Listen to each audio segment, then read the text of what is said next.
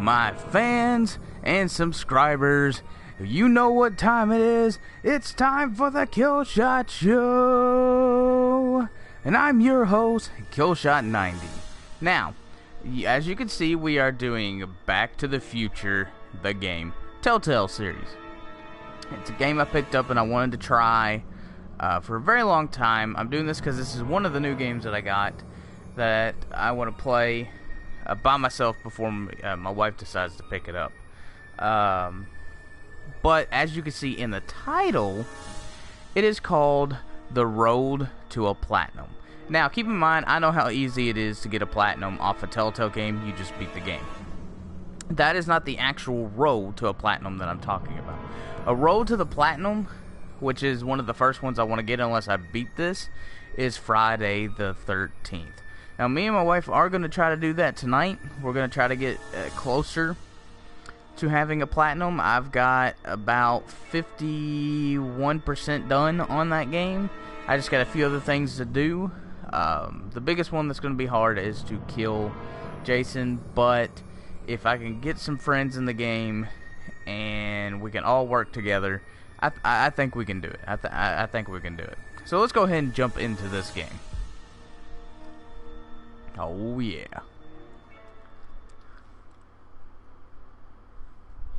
No, it's good to be doing a live stream again. I haven't been back here in a long time.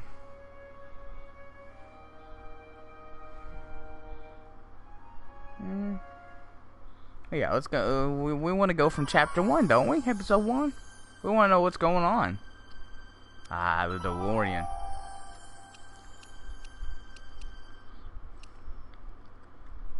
Alright, let's do this.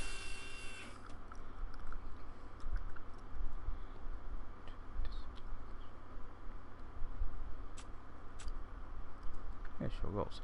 Oh, goals. That sounds interesting. Alright, I'm ready. Good evening. I'm Dr. Emmett Brown. I'm standing on the parking lot at Twin Pines Mall. It's Saturday morning, October 26th, 1985, 1:18 a.m. And this is temporal experiment number 1. Come on, Einie. Hey, boy, get in there. That a boy. In you go. Get down. Get your seatbelt on. That's it. Whoa. Okay. Please note that Einstein's clock is in precise synchronization with my control watch. Got it? Right, check, Doc. Good. Have a good trip, Einstein. Watch your head.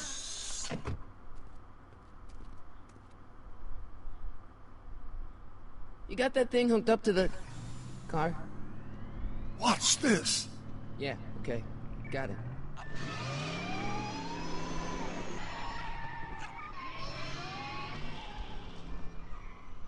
Not me. The car. The car.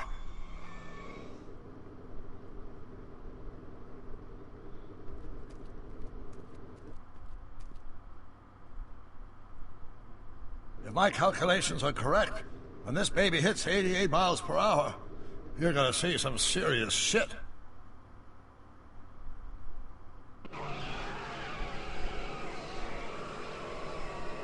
Watch this, watch this. Badoo.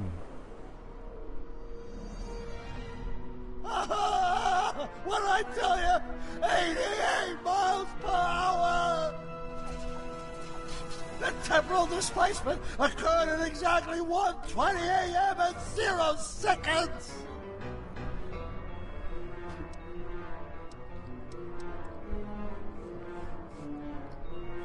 Jesus Christ.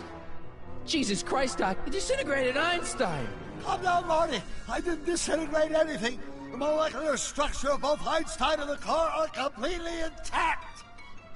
Where the hell are they? The appropriate question is, when the hell are they? You see, Einstein has just become the world's first time traveler. I sent him into the future. 1 minute into the future, to be exact. And at precisely 1:21 a.m. and 0 seconds, we shall catch up with him and the time machine. Wait a minute, Doc. Are you telling me that you built a time machine out of a DeLorean? The way I see it, if you're going to build a time machine into a car, why not do it with some style? Besides, the stainless steel construction made the flux dispersal. Look out!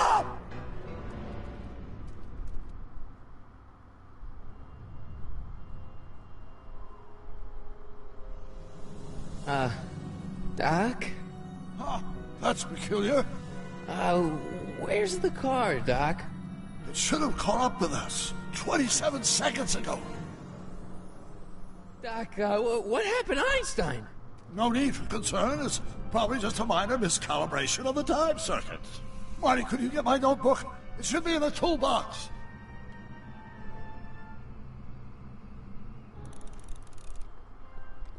Alrighty, so we have taken over as Marty McFly. Notebook. Got it. Flux capacitor? That's it! What the heck's a flux capacitor? My latest invention. The thing that makes time travel possible. In this notebook, I've detailed the nearly 3 decades of scientific breakthroughs necessary to build a working time machine. If it ever fell into the wrong hands, the consequences could be catastrophic. Let's see. It's mass equals I times Z, and E equals the square root of Z times C squared, and the flux dispersal rate is... Doc, something's way off here.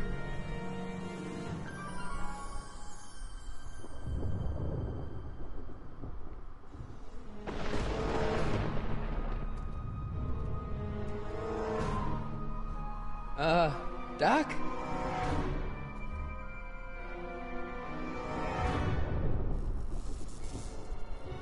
Great Scott!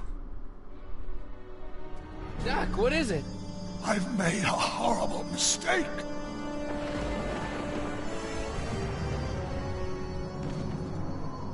Doc! Doc, no! I'm sorry, Marty. Doc, come back! Doc! Doc!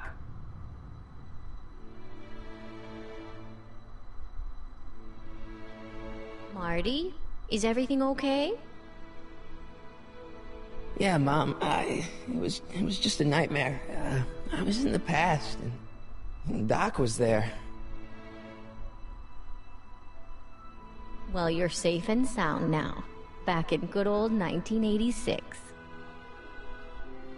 But you'd better get up. Your father's waiting for you. Huh? Weren't you going to meet him over at Doc's? Holy crap, I'm late!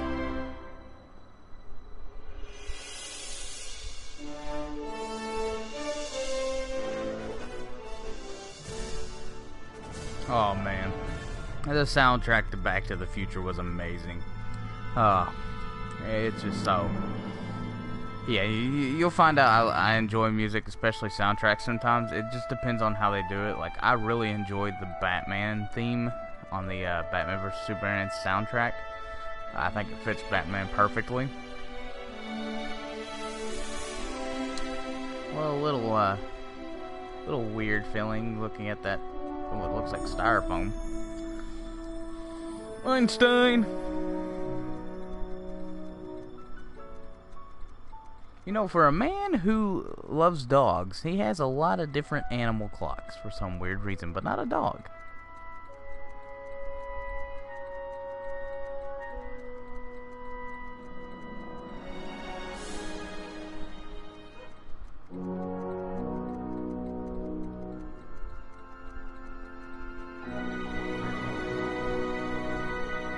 Welcome, number one. Welcome, number one. Dad, are we too late to stop the sale? Better late than never. You wouldn't believe how much rare stuff there is back here. That's Doc's stuff. The city has no right to... Now, son, I know you're upset, but your friend's been gone for months, and the city really seems hell-bent on using his land for that new parking garage. And, hey, is that a first edition Jules Verne? It's just not fair. But at least things can't get any worse. Hey, Marty. Hi, Biff. Come to see if the old crackpot had any buried treasure? Nah, I guess I'm just... remembering.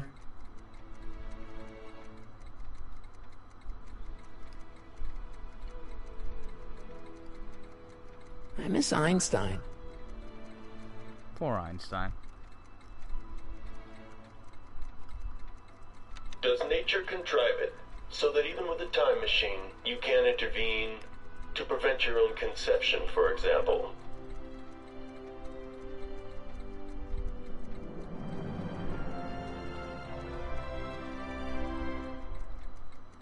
A fish tank? I never knew Doc raised fish. Doc's fish had weird taste in decor.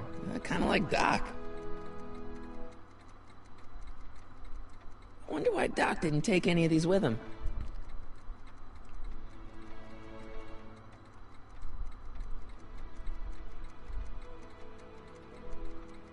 Hey, let me! Now, Biff, leave Marty alone. This is a very emotional time for him. Oh, sure. Sorry, Marty. Biff is acting a little wackadoo.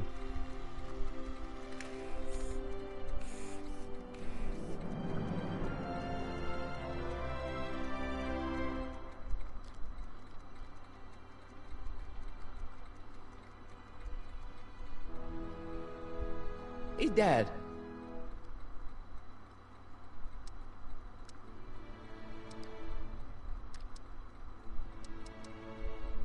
Who's running this sale anyway?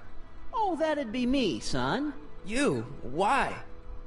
Well, once it became apparent that the bank was going through with the sale, I volunteered to oversee it in order to make sure that Doc's stuff would be treated with a modicum of respect. Isn't that right, Biff? You got it, Mr. McFly. I'm telling you, this sale is a joke. Doc's only been gone for a few months, and I happen to know... Yes, you've told us he's not dead. He's on a trip. Let's say you're right. Have you considered that this trip may not have been entirely voluntary? I hate to say it, but Doc's run up some pretty sizable debts around town. Maybe he's just hiding from his creditors. What's Biff doing here? He wasn't a friend of Doc's. It's a public sale, Marty. Everyone's allowed. Even Biff.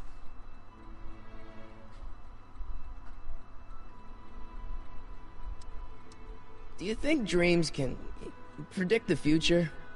Well, you know I don't go in for that mystical stuff, but I do think they can reflect how you're feeling about the future. What did you dream? Oh, just weird stuff about Doc. Well, that's understandable, don't you think? I guess, but I feel like it was telling me something. You got Doc wrong. Sure, maybe he's not so good with money. That's just because his mind's always on bigger things. But he's still a straight-up guy. He'd never run away from his problems. Well, you know him better than I do, son. But the bank is within its rights to sell off his stuff. Maybe you should try to find some things to remember him by before Biff grabs them all. I'll keep looking around. Thanks, Dad.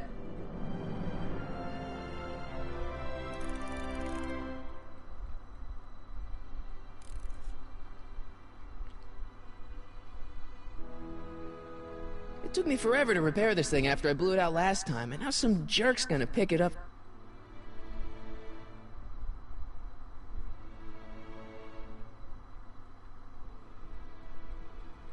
Let's make some noise.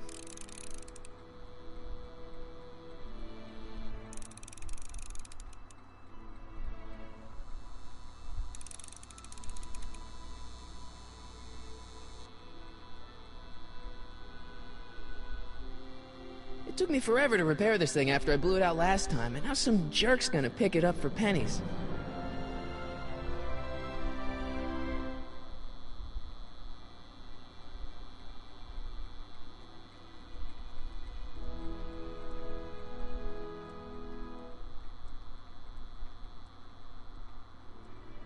Doc built this model at downtown Hill Valley way back in 1955. The clock tower in the courthouse even works. What the... Is that Doc's notebook in there? Hey, that looks just like the courthouse. You gotta hand it to the old coot. He was good with his hands. Biff, can I see that a minute? This would look great in my fish tank. Give the old carp something new to nibble on.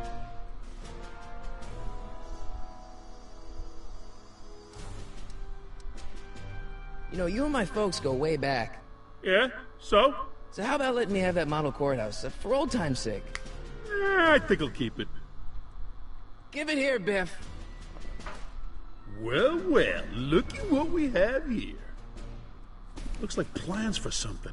What's a flux catheter? It's none of your business. Doc asked me to... Brown's worm food, kid. But this looks like it might be worth something.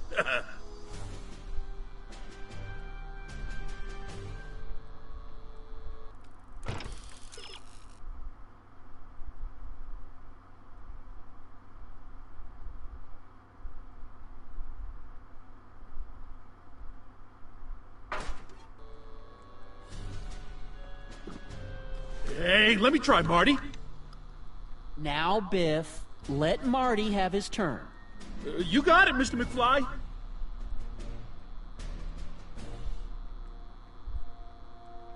Doc must have whipped up some crazy compounds in that cauldron. That smells like beef stew. Doc sure did love his Jules Verne.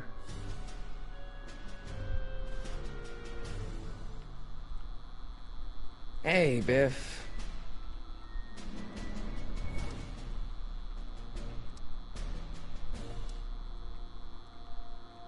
I'll pay you for it. How much? Not enough. Never mind.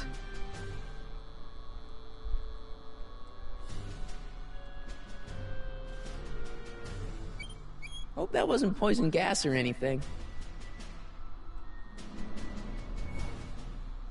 Seems kinda empty without the courthouse.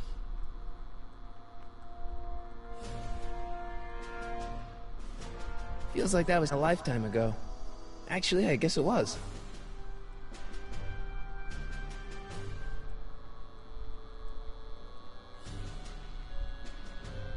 Looks like a hand-crank lightning rod, or maybe a lightning-powered pencil sharpener.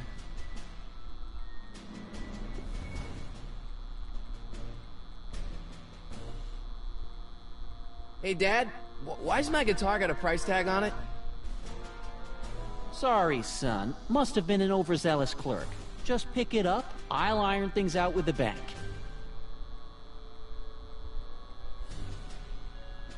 It took me forever to repair this thing after I blew it out last time, and now some jerk's gonna pick it up for pennies.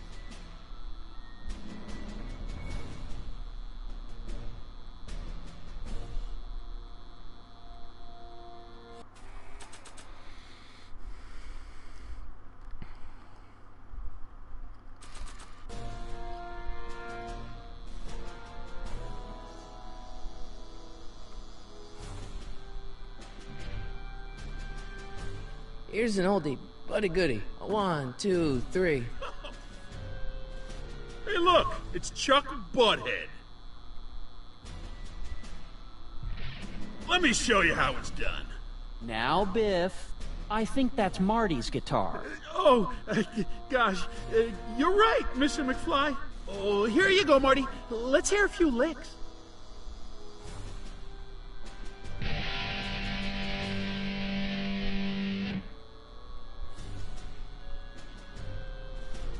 Man, you kids have ruined rock and roll.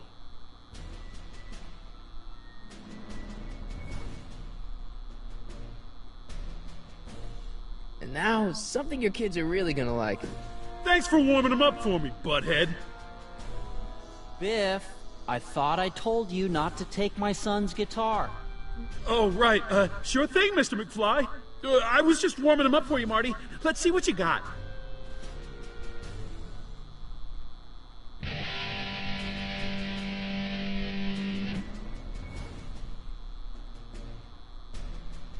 Man, you kids have ruined rock and roll.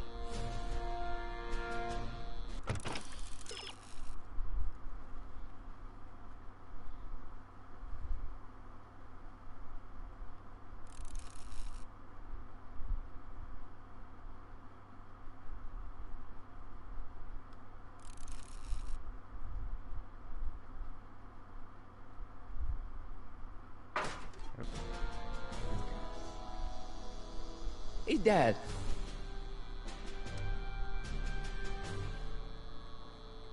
About Biff. Dad, I know you're trying to help. He talks a big game, son, but he's not so tough.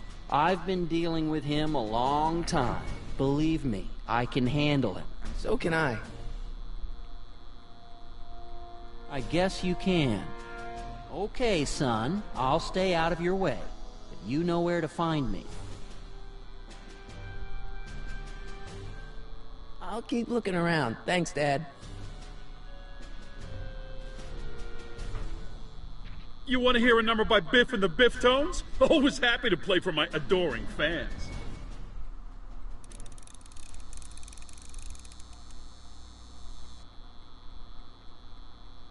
Now watch me blow the lid off this joint.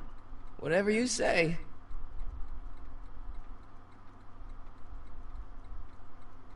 Whoa!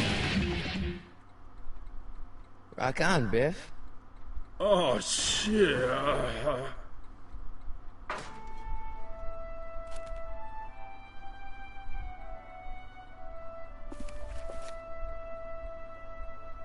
Doc, where are you?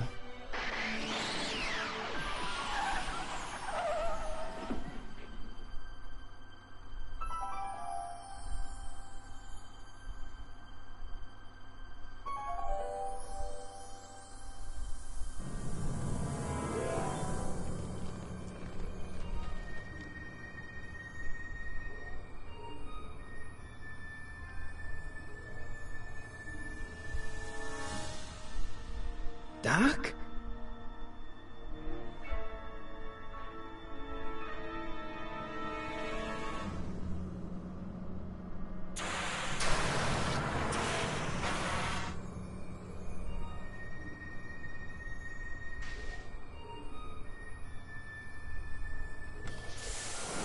Einstein! Where'd you come from, boy? Didn't you bring Doc with you?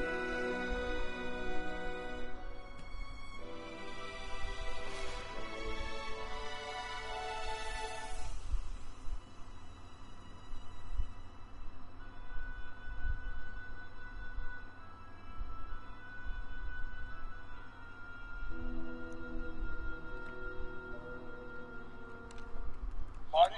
Ah! Marty, if you're hearing this recording, then the DeLorean's automatic retrieval feature is a resounding success.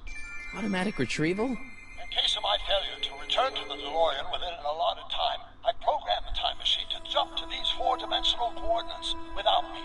As you are well aware, time travel is an inherently risky activity, and despite my elaborate precautions, there's always a possibility that I could land in trouble sometime. And that sometime is now, or then, or maybe later. He's in trouble. Marty, you come to my rescue in the past, or was it the future? Anyway, I'm relying on you to do it again. Please take the DeLorean back, or forward, to whatever it is. I'm stuck in time. When you get there, I'm sure you'll figure out what to do. That's it? Aren't you gonna tell me when that is? Just go to the date specified on the time circuit readout under the heading marked Last Time Departed. Good luck. Right. Last time departed. Oh, jeez. Come on. Crap! Oh, great. How am I supposed to find him now? Okay, Doc, I know I haven't seen you in a few months, but I'm pretty sure this isn't your shoe.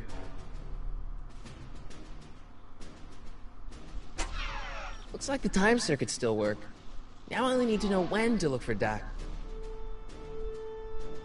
I can use those to enter a date into the time circuits.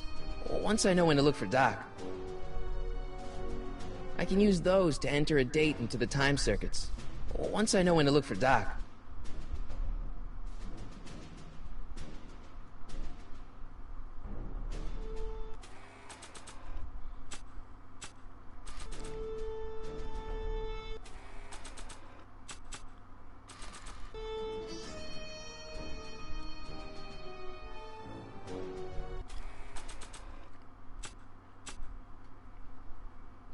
This notebook has all of Doc's plans for the flux capacitor and the DeLorean. I'd better make sure it never falls into the wrong hands, and by wrong hands, I mostly mean Biff.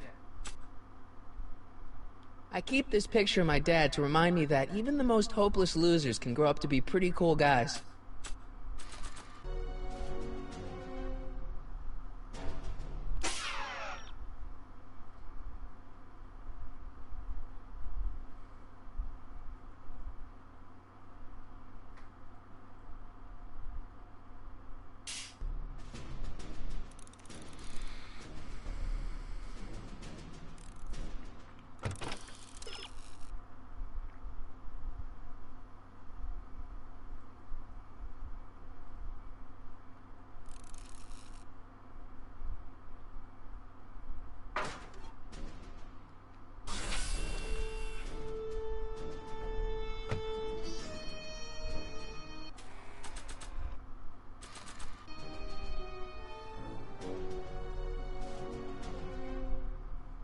What do you know about this shoe-iny?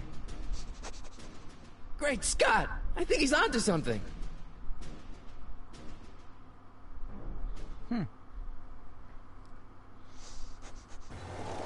You might as well call this Back to the Future 4.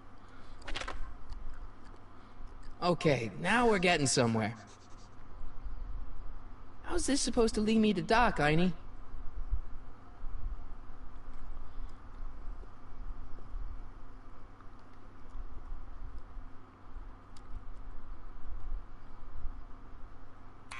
Step away from the door! Ah! Now, let me get a look at you. Einstein, come on! Just as I suspected. Hooligans! Get along now! Scat!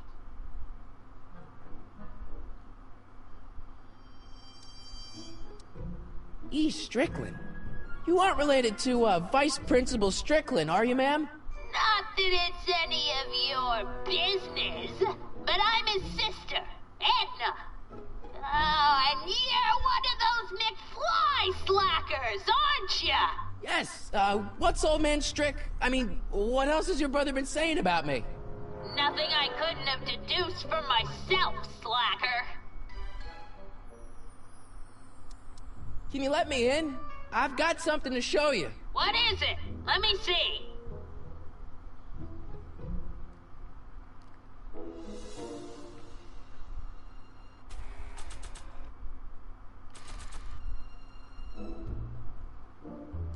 A shoe? Now what would I want with a...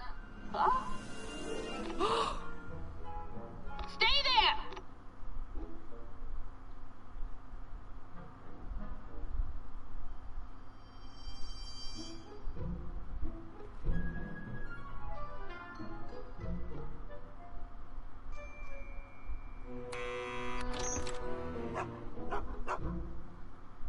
Leave that creature outside! Sorry, Einstein.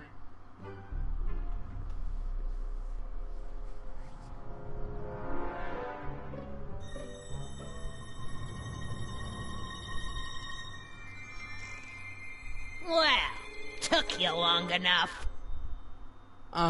There's a lot of stairs. To return the shoe, I mean. I lost it ages ago. You can put it down next to the other one. Much better. So neat and orderly. I suppose you'll be wanting some sort of reward now. No, All I've got is tea and candy. But... I'm sorry I called you a hooligan. I try not to jump to conclusions, but after all, 9 out of 10 people in this city are hooligans. It's a fact. Look it up.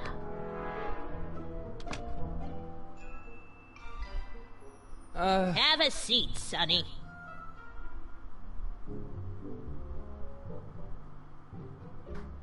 Hey! You kids! Put out those cigarettes!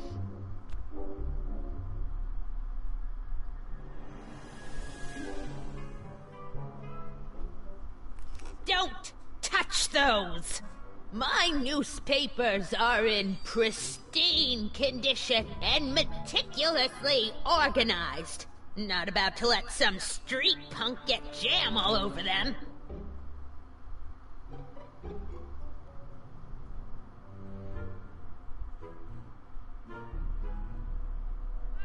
Oh, I wouldn't do that if I were you. Ms. Pretty Whiskers is very particular about who handles her food.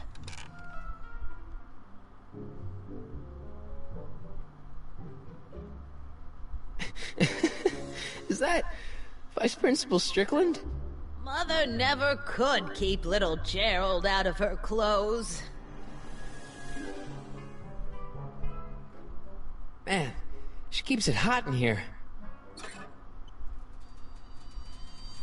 That's the kettle. I'll be right back with some tea. Then don't touch anything.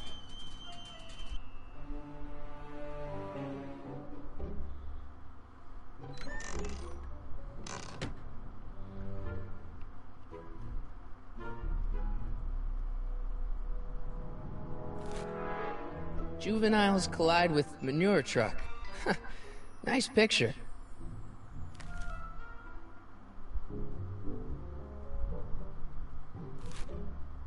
Brown Mansion destroyed. 1962. No, that's not where Doc's stranded. I don't even know where to start looking for clues in these stacks. Wish I could narrow it down to a year at least. Hey, mind if I use your binoculars for a sec? Go ahead, dear. Man, these are powerful. I could see Biff going into the video store. Yeah, you wouldn't believe the filth that boy watches. Yeah, he's nothing but an out-of-control hedonist, just like his father. If there's a clue to finding Doc out there, I'm not seeing it. I don't even know where to start looking. Miss Strickland? Jack! Diane! I know what you're doing behind that tree! Yes? Do you remember when you lost your shoe? Shoe? That shoe over there. Oh, that shoe! Huh. Aye, what a nosy Nelly! No one likes a busybody, you know. But... Oh, fine, let me think about it. Yes, I remember. I lost it in a scuffle with a dog. Oh, when was it? Oh, yes. The day that speakeasy burned down. A speakeasy? In Hill Valley? Don't act so surprised, young man. Your generation doesn't hold a copyright on moral depravity, you know. Sin has been on the prowl in Hill Valley since the day it was founded.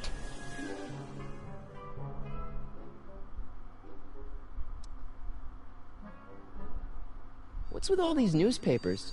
This is my personal archive. I've got every issue of the Hill Valley Telegraph ever published. Get out. Every single issue? From 1871 to the present. If it happened in Hill Valley, you'll find it in my stacks. Doing some stargazing? No, I set my sights on lower things. Is that? Tip-Teddy! Get away from that hubcap before I call your father!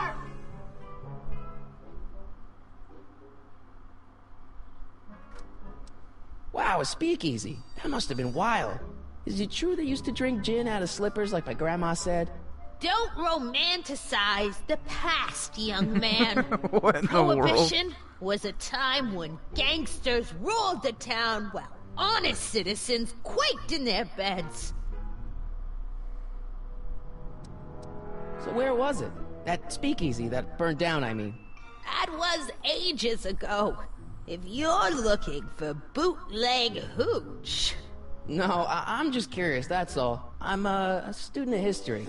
Student of history, my Aunt Fanny.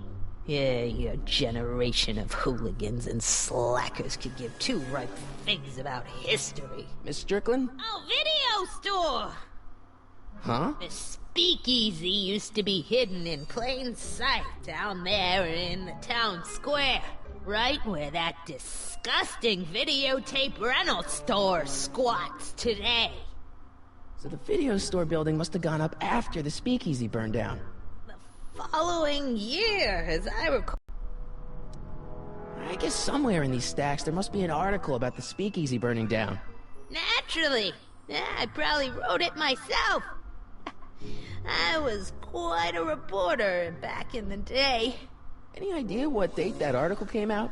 Well, obviously the day after the speakeasy burned down. Don't let me keep you from your business. You there!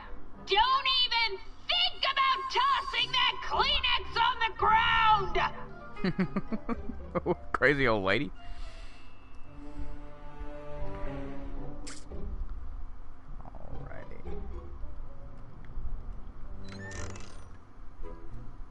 Miss Strickland, about your tea.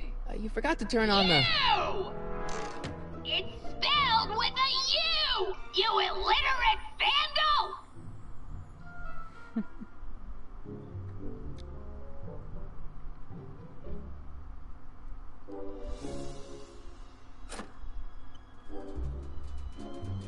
There's the whistle!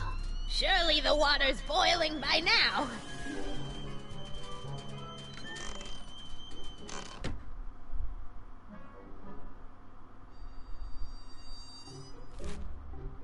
Firm announces plans for Lone Pine Mall. Peabody Ranch to be rezoned for commercial development. Alright, Einstein brought me this shoe, and Miss Strickland lost the shoe on the day the speakeasy burned down. But when did the speakeasy burn down? I at least need to know the year. Clint Eastwood plunges to death on runaway train. I don't even know where to start looking for clues in these stacks. Wish I could narrow it down to a year at least.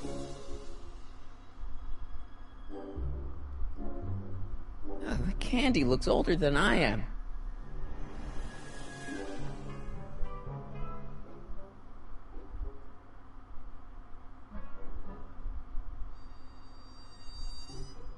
Yeah, that's peculiar.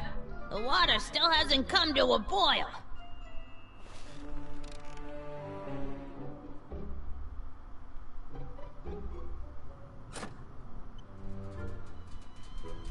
There's the whistle! Surely the water's boiling by now. Poor old lady. Oh, man. Alright, let's try. Jeez, they all look like they've got sticks up there. What's that, dear? Nothing. I'm trying to go for the cat ball.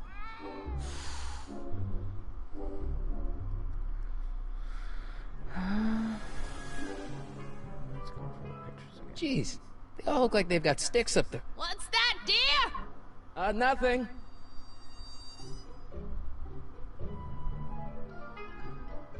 Miss Strickland lost that shoe the day the speakeasy burned down. But when was that?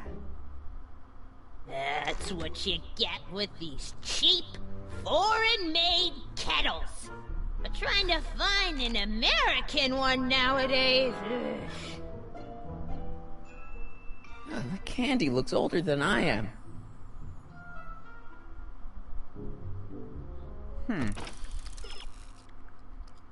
Shoe during the age of Prohibition. Drinking establishment in its place.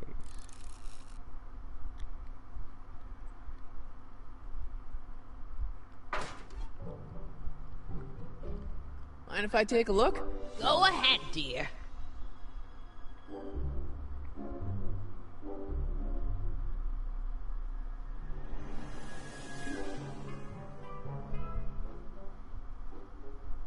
Rebuilt in February 1932.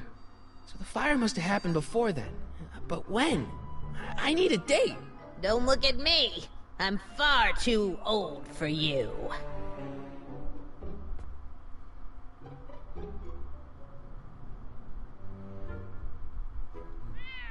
Miss Pretty Whiskers? Miss Pretty Whiskers? Oh, the candy looks older than I am.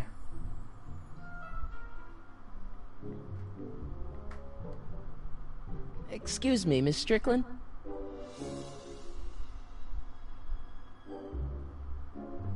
Don't let me keep you from your business. Okay, 1932. That tea's never gonna boil.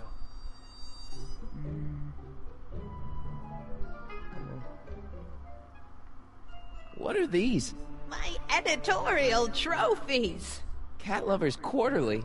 It's legitimate journalism.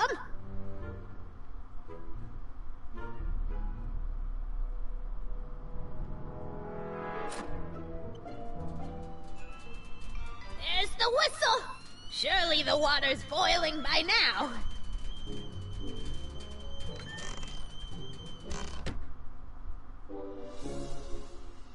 Let's see. Ground broken on site of former speakeasy. Singer vanishes. Hill Valley Expo delights crowd. Soup kitchen exposed. Here we go. Speakeasy arsonist slain. Legal procedure gave way to old-fashioned vengeance last night when a mob descended on the Hill Valley police station. The suspect in the speakeasy arson case, a drifter known as Carl Sagan, was pulled from his... Carl Sagan? It's Doc! Killed by a mob. What's the date? June 14th, 1931. Jeez, I gotta rescue him. My newspapers! Sorry, Miss Strickland. Let me... Oh! You've gotten my history out of order! Oh, do you know how long it'll take to fix what you've done? Oh! Get out! Get out! Get out! Help! Police! I'm being attacked by hooligans!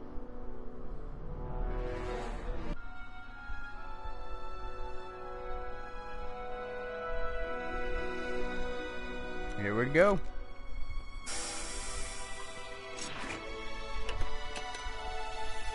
Marty!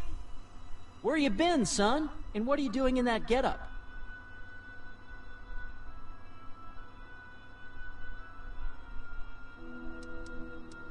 Didn't I tell you? I got the lead in the school play. We're doing... Grapes of Wrath? Right. Oh, Steinbeck! Who are you playing? Never mind, you don't have to explain. I'm sure whatever it is you're up to, you know what you're doing, right? I hope so. Hey, sometimes you gotta go out on a limb for the ones you love, right? Wish my dad had understood that. You won't stay away too long. You'll barely know I was gone.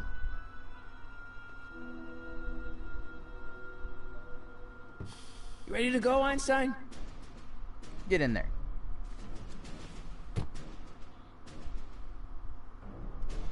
I've got to turn on the time circuits first. Time circuits, on. Flux capacitor, fluxy. Okay, if Doc's gonna get killed on June 14th, 1931, I'll just show up the day before and get him out. I hope you know what you're doing, Doc.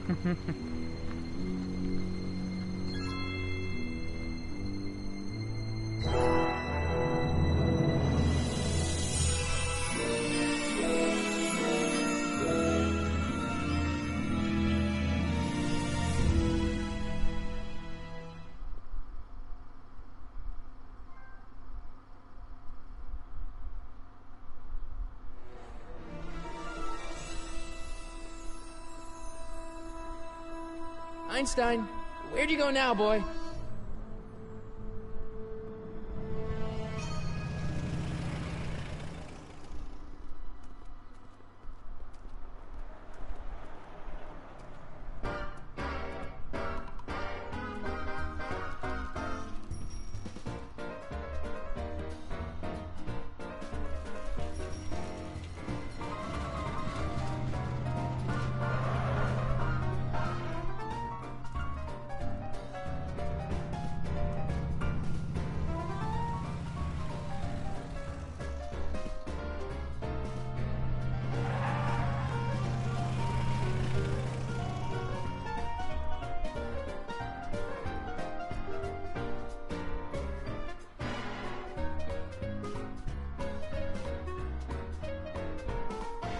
Young man!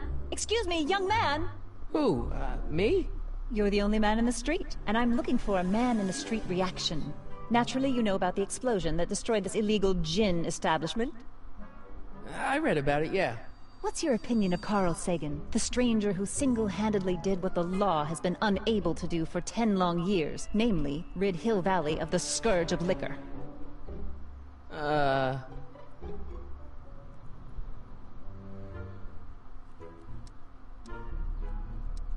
You can mark me down as a supporter. The young man said, flashing a boyish yet virile grin. Hill Valley needs more upstanding youths like yourself. Do you have a message for the vicious gangsters who still roam these streets, no doubt plotting to corrupt our citizens with another den of booze, sin, and debauchery? Yeah, tell them, go ahead, make my day. Make your day what? Never mind. I'll play around with it and see if I can come up with something better. Mr... May I get your name? Yeah, it's...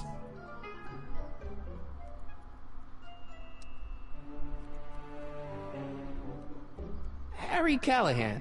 Thank you for sharing your candid opinions, Mr. Callahan. Edna Strickland, Hill Valley Herald.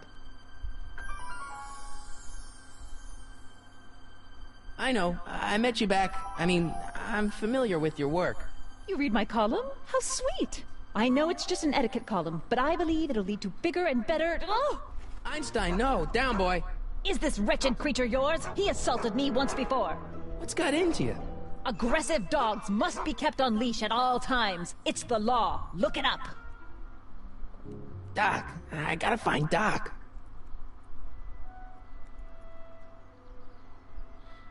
Alrighty, guys. So I'm going to pause here for a little bit. I'm going to fix me some food. Check my phone. And I will be right back. I'm not going to end the stream so you can see Marty in all his colors.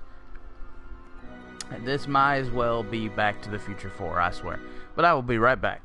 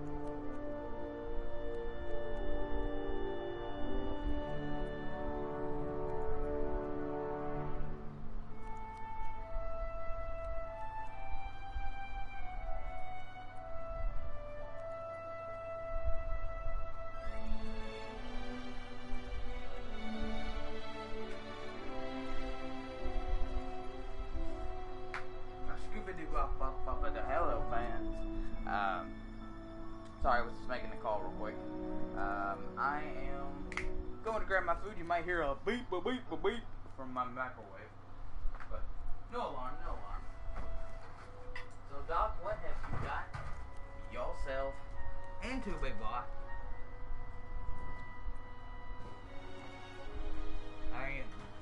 Leave a comment down below if you know what's going on in this story, because I have no idea.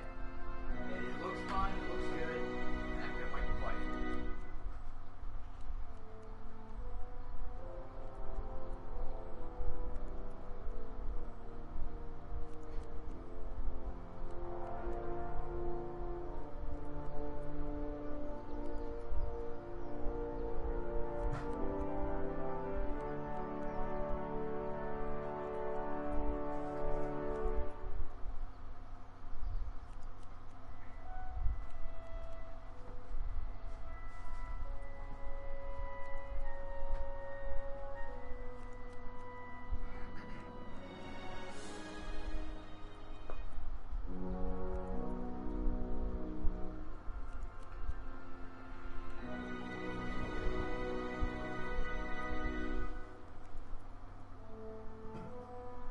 Alrighty.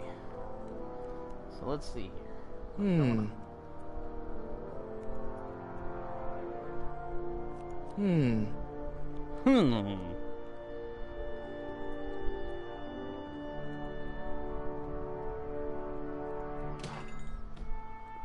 You gonna buy anything? No. Then get out, bum. Well, thanks.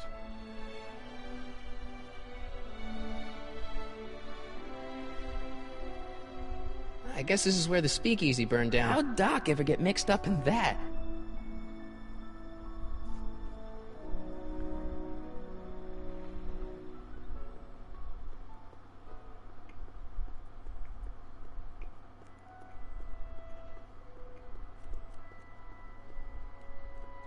Majestic Arms.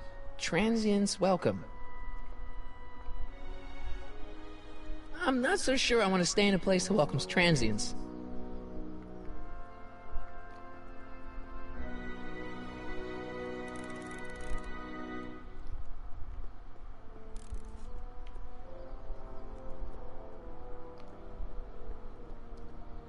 See if we got anything this way.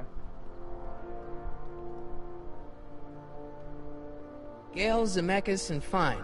Attorneys at law. No solicitors.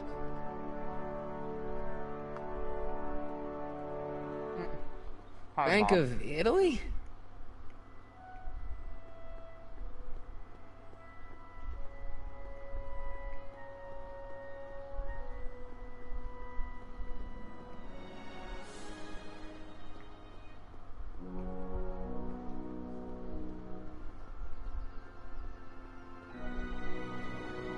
Lamont's House of Ermine. I guess there's not much call for fur coats in the middle of the Depression, especially in June.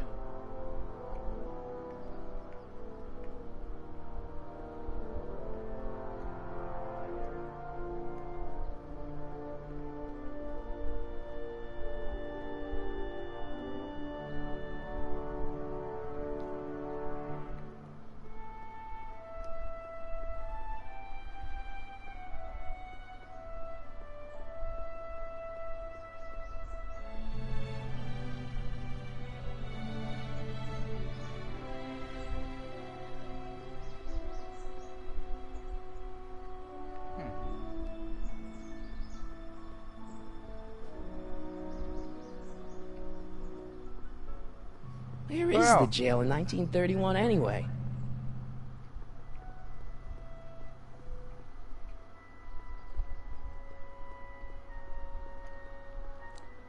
What do y'all think Doc did?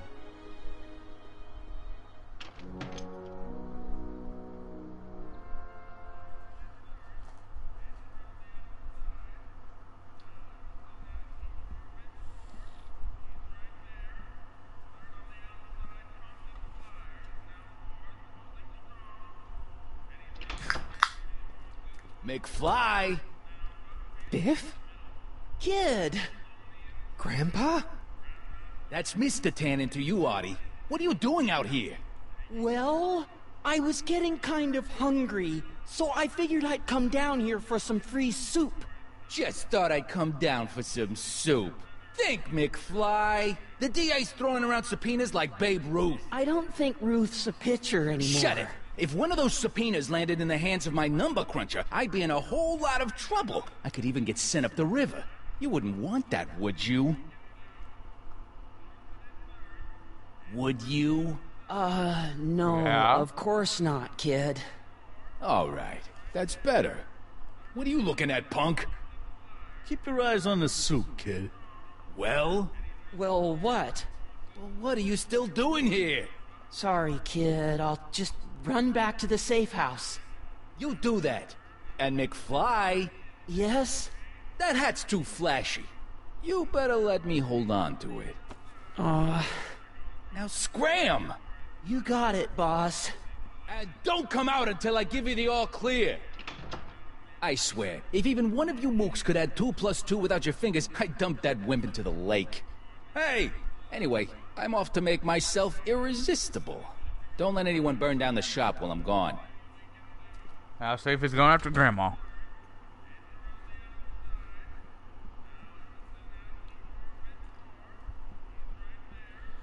Maybe I should go to the jail and talk to Doc before I start dialing random people in 1931.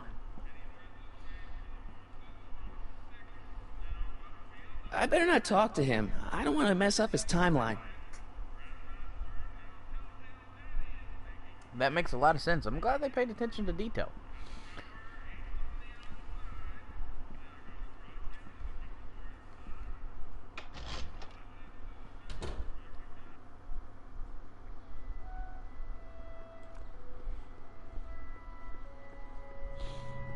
Oh, man.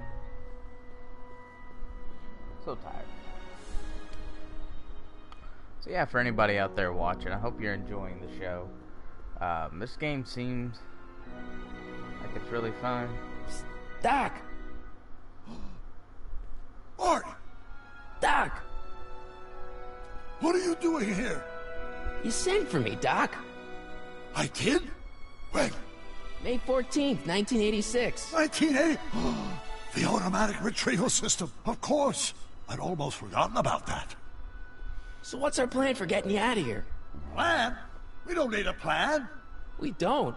Not in the slightest. The police picked me up for that speakeasy fire a couple of weeks ago, but the DA hasn't got a case. They're releasing me tomorrow morning. So basically, I traveled 50 years into the past to deliver your car? Sorry about that, but it's so wonderful to see you. We have a lot of catching up to do. Yeah, you might want to hold off on that, Doc. Great Scott! I'm going to be gunned down by gangsters on the steps of the courthouse. Why would they do that? Guess they didn't approve of my burning down their speakeasy. Very funny, Doc. Maybe now we should come up with a plan? A plan, right. But what?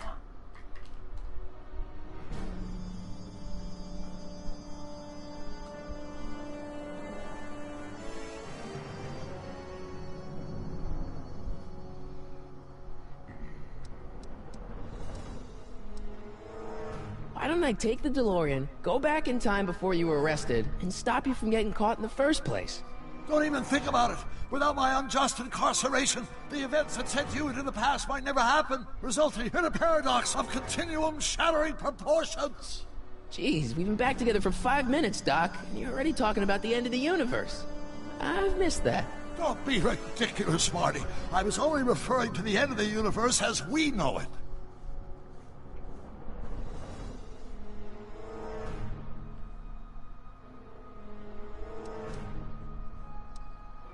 Why don't we try to tough it out? Now that we know what's coming, maybe we sneak it past the gangsters with a bulletproof vest or something. That might work with 1 or 2 bullets, but from the looks of this article, it appears that I'm going to be mowed down in a hail of Tommy gun fire that rendered the innocent stranger little more than a puffy mass of bones and gristle. Who writes like that? According to the byline, one Edna Strickland. I should have guessed.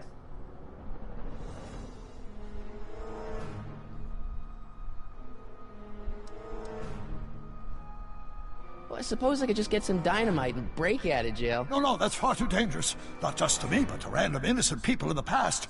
The repercussions could be... That's it! What's it? My rocket-powered drill. You have a rocket-powered drill? Not yet. I haven't built it yet. You've lost me, Doc. Listen, a few months ago, my 17-year-old self sent in a patent application for a rocket-powered drill. I abandoned the project after I never heard back from the patent office, but the prototype should be nearly complete. Great, I'll just run back to your lab and... No, I said nearly complete. You'll need me to help you finish it. How the hell am I supposed to sneak a half-finished rocket-powered drill into your cell? Not me. 1931 me. Wait a minute, Doc. You want me to convince your 1931 self to build a rocket-powered drill to break you out of jail? Precisely.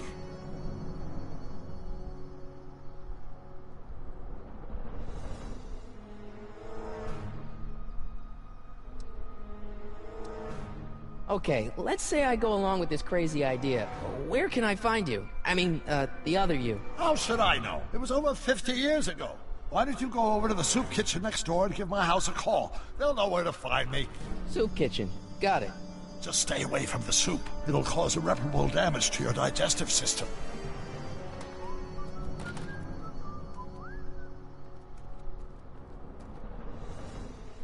I guess I better get started. Don't worry, Doc. I'll get you out of here in no time. I'm not worried. Once you and my younger self put your heads together, you'll be unstoppable.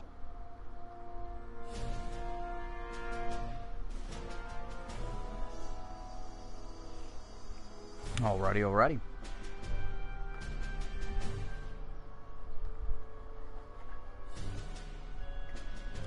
Come here in a little while. I gotta make a call to talk to a mechanic.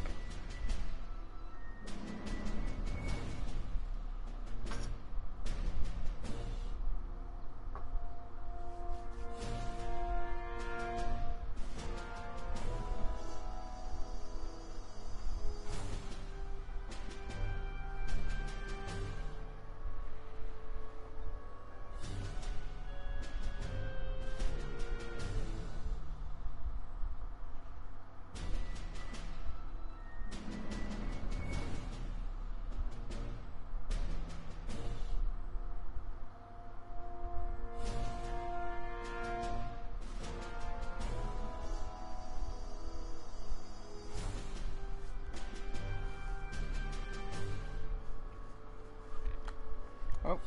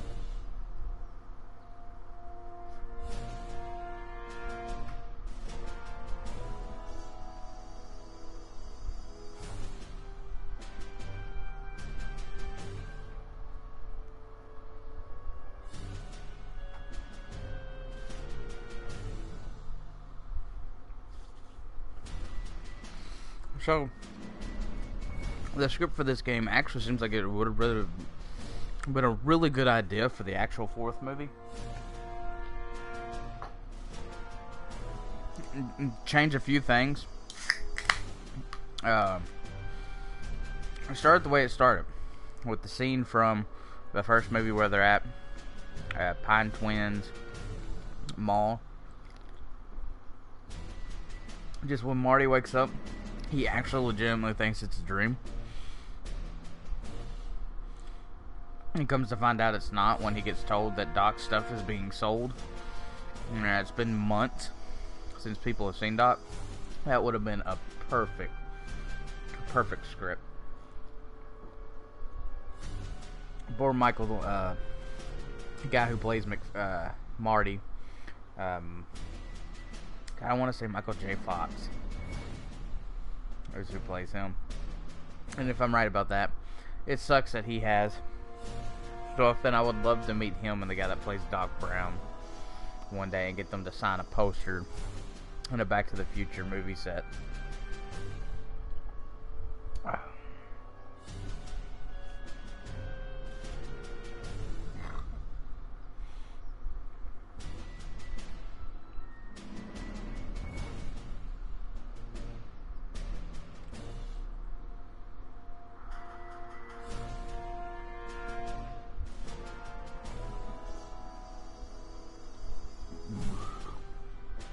Alrighty, guys.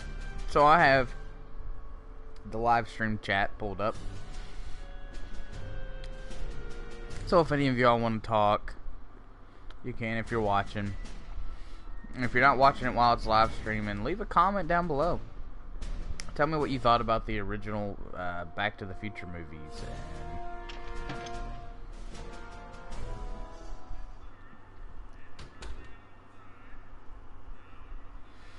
And what was your favorite one out of the movie series?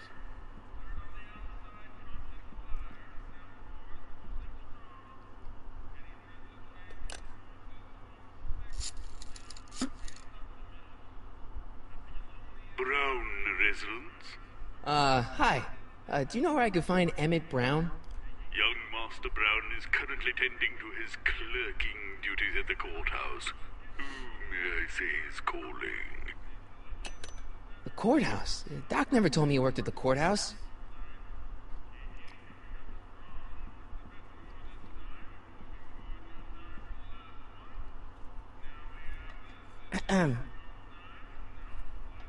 Okay. Hey, never mind.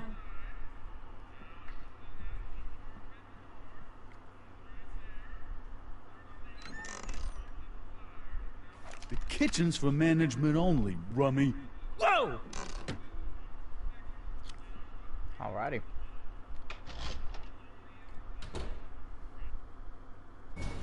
So now we gotta go to the courthouse. Wherever that is.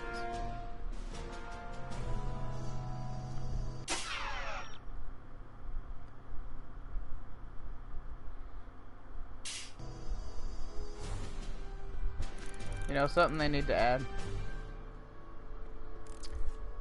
into this game series is running. Like, I feel like you can't run. Psst, Doc! Marty, have you found my younger self yet?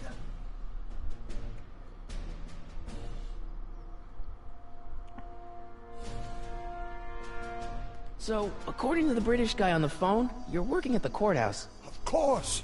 In the summer of '31, my father made me work as a junior clerk. That doesn't sound like any fun. I hated every minute of it. My father was, strict. In any event, you should head over to the courthouse right away and introduce yourself to me.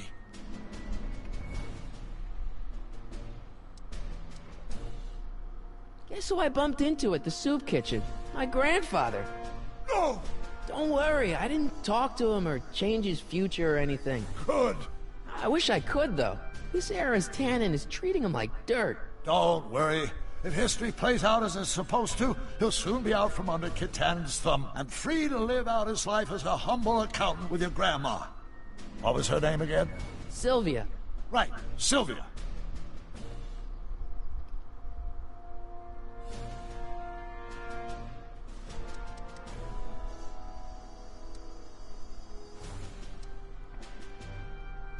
I know this really isn't the right time or place, but I found your notebook. Ah, so that's where I left it. Why'd you bring it here? Because the bank's selling off all your stuff. They can't do that. That's what I keep trying to tell them. Well, you hold on to it for safekeeping. We'll deal with my financial situation in 1986 after we save me from a grisly death in 1931. Hang in there, Doc. Not the best choice of words, Marty. Nah. Well, I'm sorry.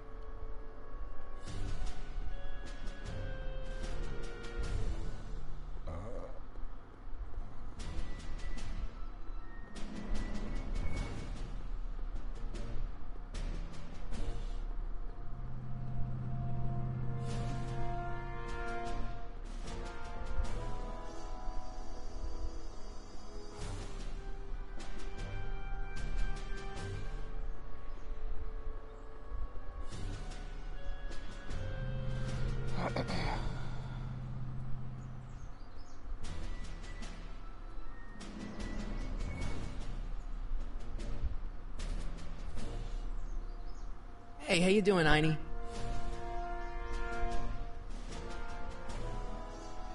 I say the only thing I'm not liking too well is the way Marty's walking. He doesn't seem happy. And Marty's a little bit more upbeat, the character.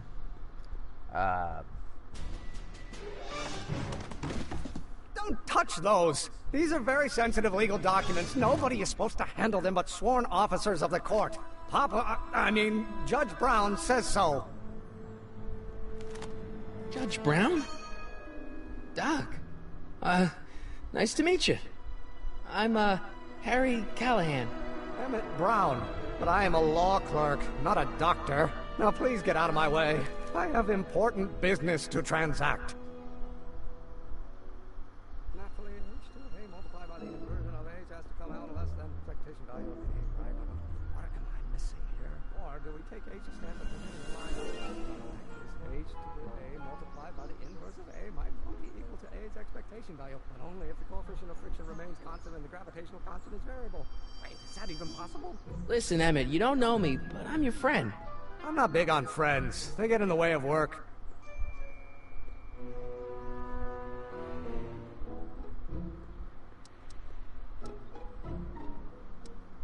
Listen, I understand you're working on a new invention in your lab. Invention? You must have me mixed up with somebody else. I'm in law. I have absolutely no interest in science.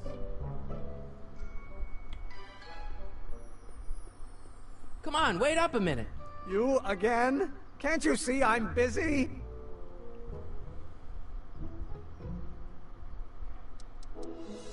See, I'm sort of in the science business myself. That's why I sought you out. Not that I care in the least, because science is the furthest thing from my own area of interest, which is law, but I don't believe you. It's true. I'm a scientist. So tell me something, Mr. Scientist, from your vast storehouse of scientific knowledge. The leg bone's connected to the thigh bone? Amazing!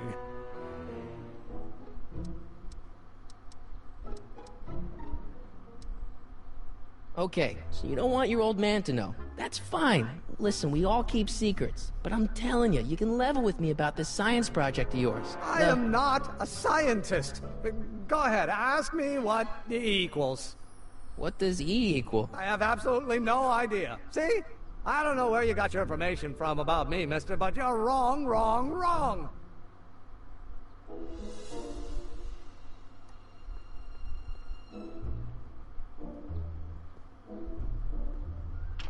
Hello? No solicitors!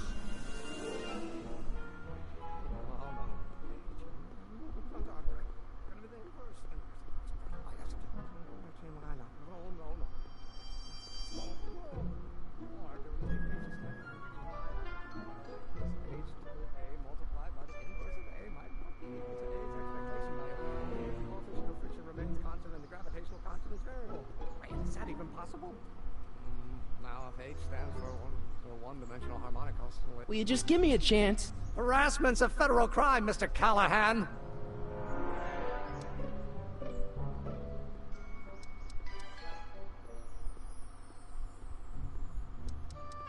Come on, you can trust me, Doc. Emmett, it's your future I'm looking out for, in more ways than one. What are you talking about? I'm talking about you and science. Oh, that word again! If you insinuate I'm a scientist once more, I'll sue you for defamation of character!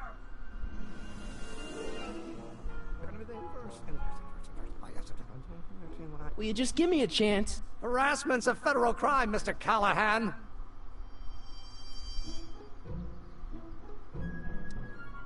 Come on, Doc. Emmett, drop the Legal Eagle Act. I got something more important for you to do. Mr. Callahan, I'll have you know that the law is the very mortar that holds society together, and we in the legal profession are like brick masons building the edifice of the future. Your dad tell you that? Every morning. Every morning.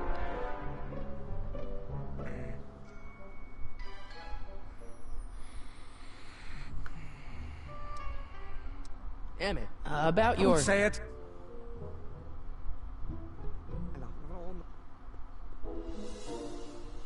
I don't need to go in there anymore. I don't need to go in there anymore. Now, if H stands for one... Will you just give me a chance? Harassment's a federal crime, Mr. Callahan! What's this important business you're up to? It's a legal matter, very complicated, very abstruse. I need to obtain 5 sets of initials on every copy of this writ of indemnification before before Judge Brown can even think of granting a waiver to the party of the first part. You have no idea what it's about, do you? That's how important it is. So, Emmett, what time are you through with work? Depends. On weeknights, Pop sometimes keeps me in the office till 9. 9 at night? But today's Saturday. Right. So I probably won't get off before 10.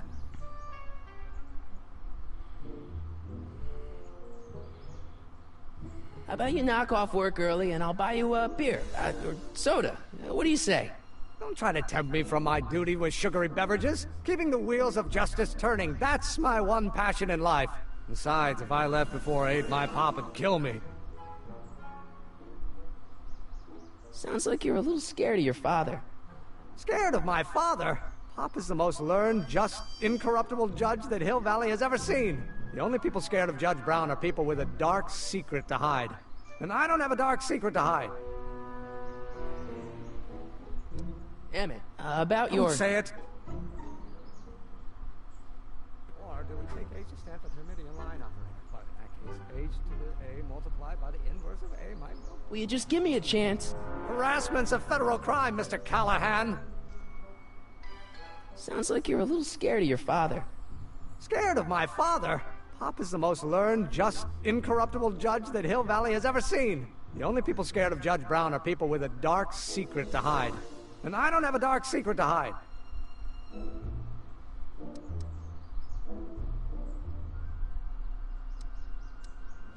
Emmett, about your... Don't say it! Oh, let's start over. Force equals mass times acceleration, of course. That's Newton. But how many newtons are required to maintain a constant mass if acceleration is reduced by the inverse?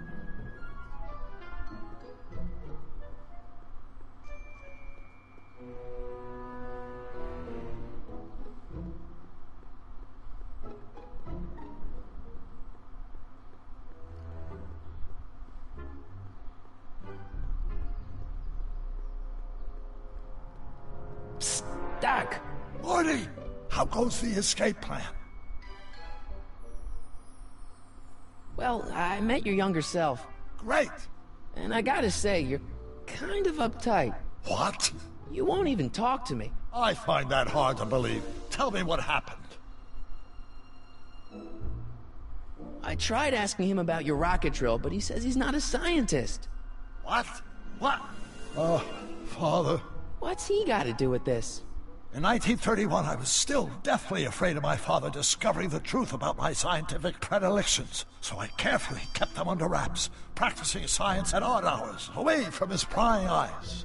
That sucks. It sucked a lot. Fortunately, I eventually stood up to him, but right now, my younger self probably thinks you've been sent by my father to check up on me.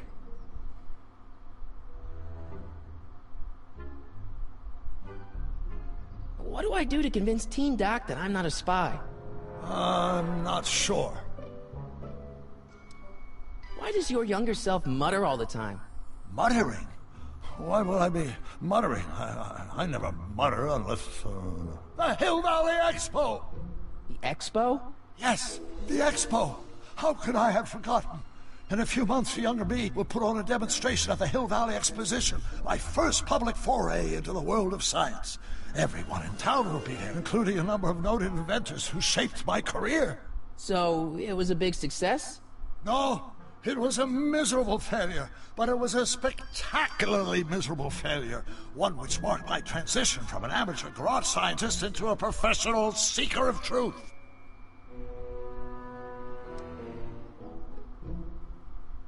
What does this expo have to do with you muttering all the time? When I was younger, I used to relieve stress by working on complex mathematical conundrums. No doubt my younger self was working on some impossible problem in an attempt to work off cerebral steam in the weeks before the exposition. What was I muttering about? I don't know. H to the something with an inverse of something else. I'm not so good at equations. That's too bad. I bet if we could solve my younger self's problem, he'd be more inclined to listen to you.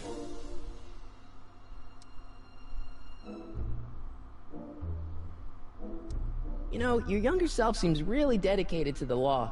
It's a facade, I assure you. I had to keep up appearances to appease my father. I still can't figure out what your younger self is muttering about. Blast! If only I could hear him myself. Let's talk about your younger self's problems later. Okay, but don't forget we're on a bit of a deadline here.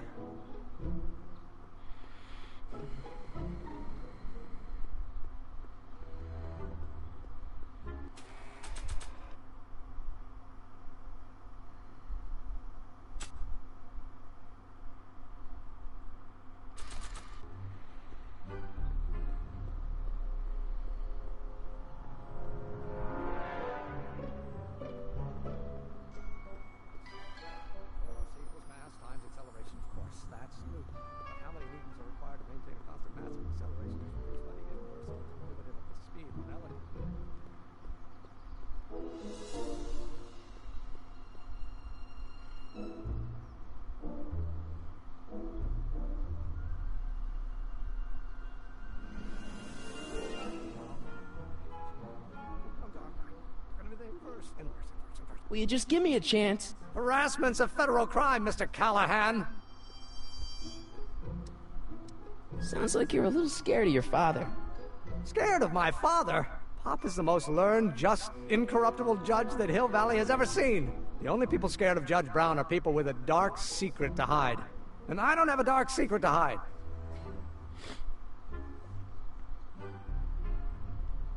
Emmett, about your... Don't say it. Or do we take H's stand for committing a lineup? But in that case, H...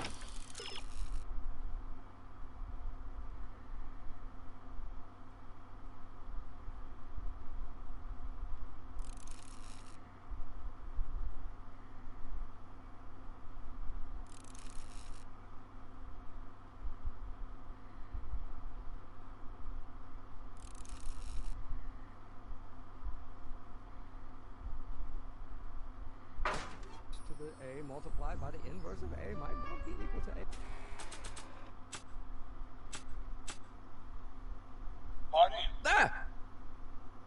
Marty? Ah! Its expectation value, and only if the coefficient of friction remains constant in the graph.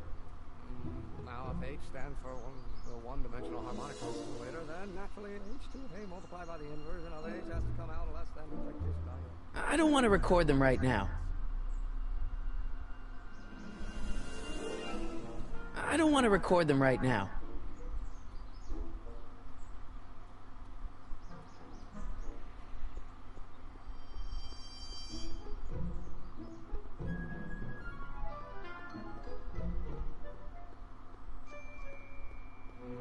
Now, if H stands for Nah. harmonic oscillator, then naturally H2 of A multiplied by the inversion of H has to come out less than expectation value of B, right?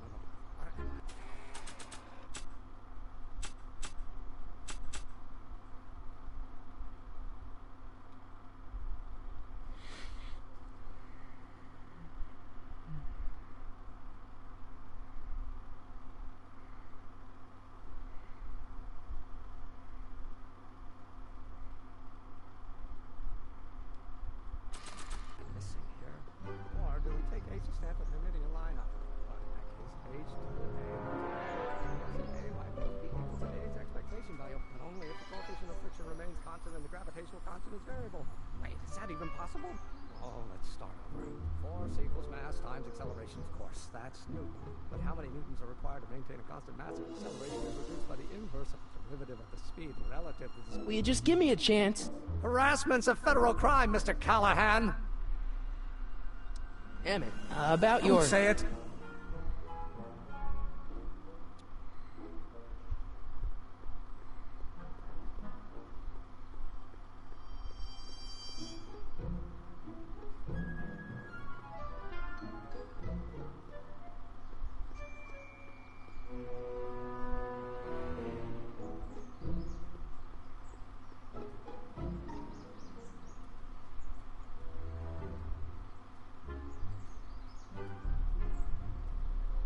I don't want to record them right now.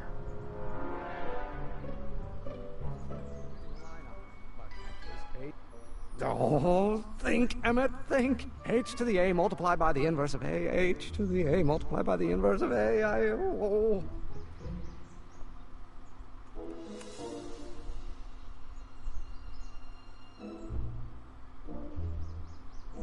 Now, if H stands for one dimension.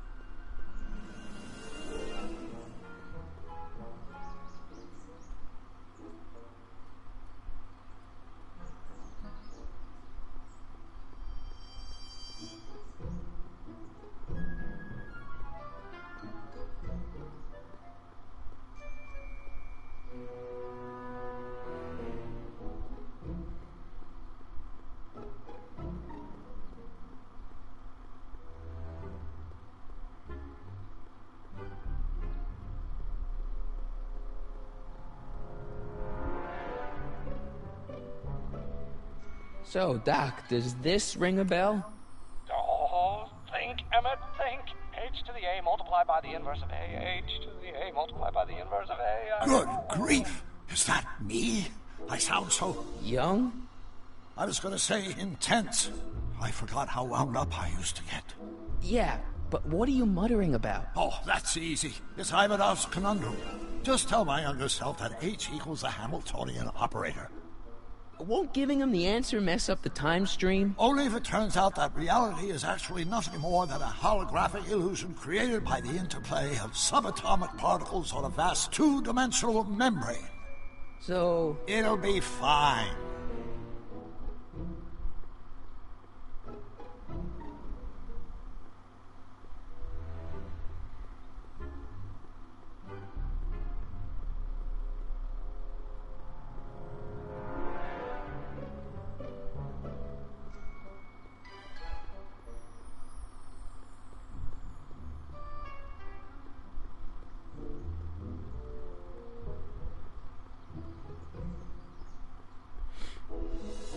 H to the A to the double O Z. H to the A to the double O Z. H to the A to the double O Z. Boom, boom.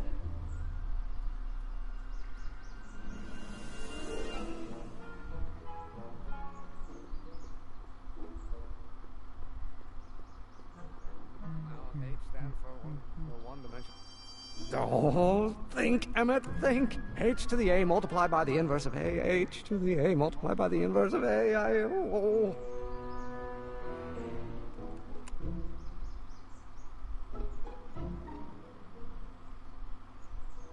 Or do we take H to stand for the linear line operator? But in that case, H to the A multiplied by the inverse of A. Will you just give me a chance? Harassment's a federal crime, Mr. Callahan. Maybe H equals the Hamiltonian operator. What did you just say? I said maybe H equals the... Hamiltonian operator? Yeah. Great Scott! If H is the Hamiltonian, then H to the A multiplied by the inverse of H can only be the same as the expectation value for A. That's it! That's the solution to Ivanov's conundrum, the problem I've been wrestling with in my head all week! I'm sure you would have figured it out by yourself in a day or two. The way you figured out how to build that rocket-powered drill. Where did you learn so much about science?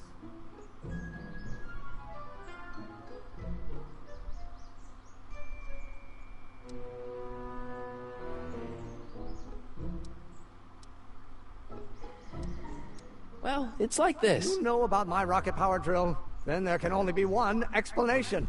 What? You're from the patent office. I confess I didn't quite know what to expect when I sent the paperwork, but I never expected this. Welcome! I'm at your service. What can I do for you?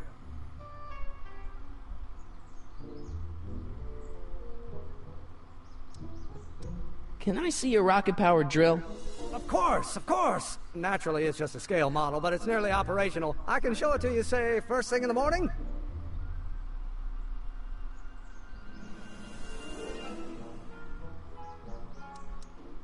Nah, that's no good. I need to see a full-size model. That's fully operational. Tonight. Otherwise, we'll have to award the patent to a competing inventor, Dr. McCoy. It can't be done! I mean, it might be possible to construct a full-size working model in that time frame, but I haven't got the main ingredient for the fuel. I'll get it for you. What is it? 190 proof grain alcohol. And you know how difficult it is to get a hold of alcohol these days. Especially now that someone's blown up the speakeasy. And besides, there's no way I can get off work until I've delivered the subpoena. It's part of the investigation into the business affairs of Kid Tannen. Is it vitally important you see that rocket-powered drill today? Yes. Is it vitally important you deliver that subpoena today? Yes! Listen, I'll help you deliver it, and I'll see to it you get the alcohol you need. It'll help you get that drill finished by tonight. Deal? Deal. Here's the subpoena. Arthur McFly? I've got to subpoena my grandpa? No! Shh! It's Kid Tannen! Hey, I just saw him at the soup kitchen, yelling at Arthur McFly. I'm not surprised. Arthur does the books for his business. What kind of business? That's what the DA is trying to find out. Let's go talk to him. No! Why not? Kid Tannen can tell us where Arthur's hiding. Yeah, well, he can also have us fitted for a Chicago overcoat.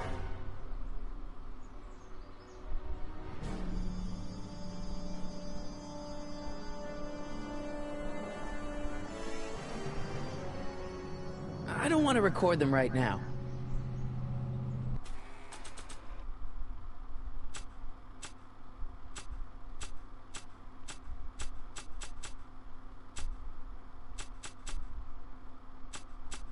Really? Let me see.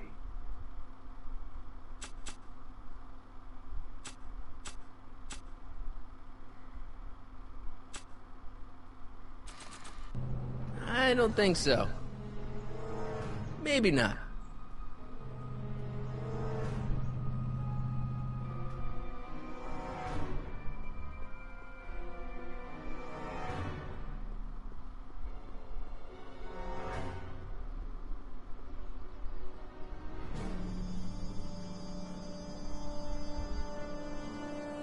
What the hell, Matches? You got kiwi all over my socks! Sorry, boss. Get out of here. How about you? Huh? I'm sitting at a shoe shine booth. You walk up. Either you're here to shine my shoes, or you got a death wish. Which is it?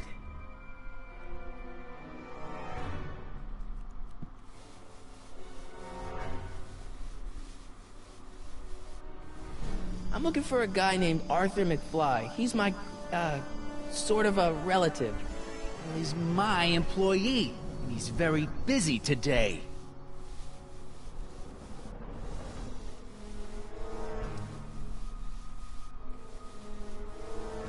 So when do you think Arthur will be leaving the office? When I tell him he can leave the office. Hey, you're Mr. Spy.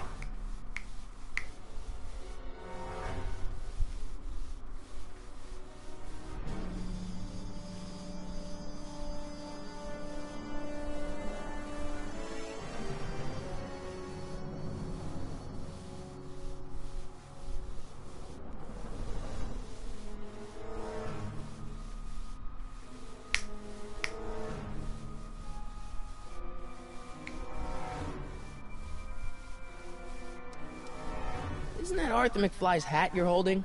It was McFly's hat. Now, it's my peanut bowl.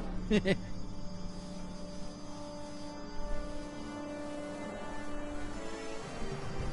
I buy Arthur's hat off you? Could you keep your mind on your work, huh? Shoeshine boy? I'm hanging on to my peanut bowl.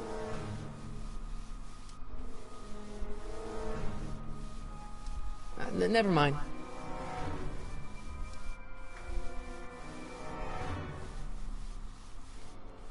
About Arthur McFly. Yeah? Since you're Arthur's boss, you know where he is, right? He's at the, office. Where's the office? I forget.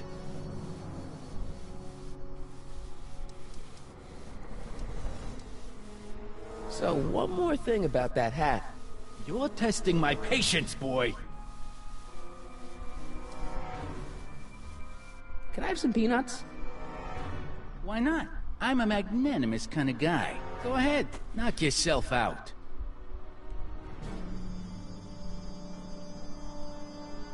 Don't mind if I do. All right, break time's over. Back to work.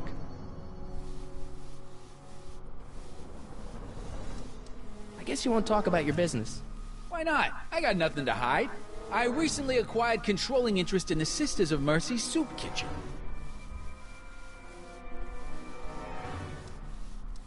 Isn't a soup kitchen an odd line of business for a guy like you? I like soup. Plus, I got a heart as big as all outdoors. Buff a little harder. I want to see myself in the toes.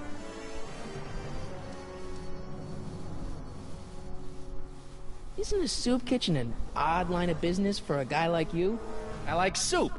Plus, I got a heart as big as all outdoors. Buff a little harder. I want to see myself in the toes. How's that? Shiny enough? Yeah, that'll do. Stay nearby, though. I scuff easy. Wait a minute. Didn't I see you at the jailhouse, John, with that Carl Sagan rat? I hope you weren't planning on trying to spring him, because I got other plans.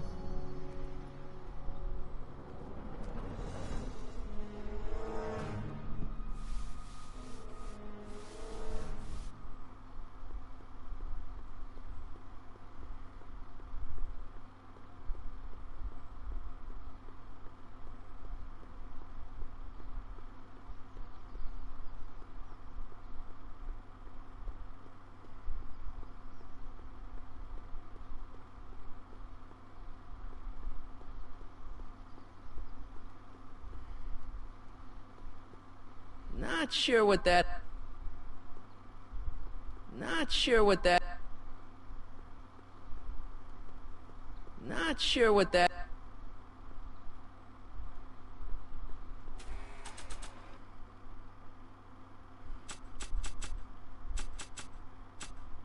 I need to get this subpoena into Arthur McFly's hands, so young Doc will have the time to help me bust old Doc out of jail. This notebook has all of Doc's plans for the flux capacitor and the DeLorean. I'd better make sure it never falls into the wrong hands.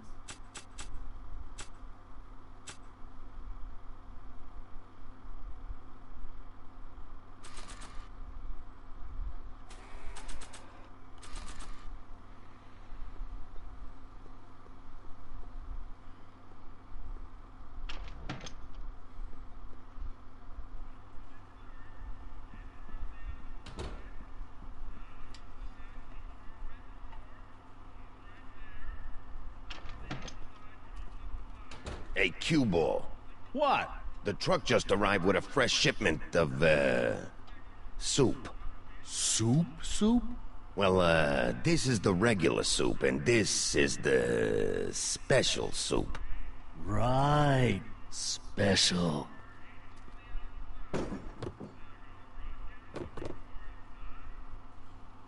Hey, what are you doing?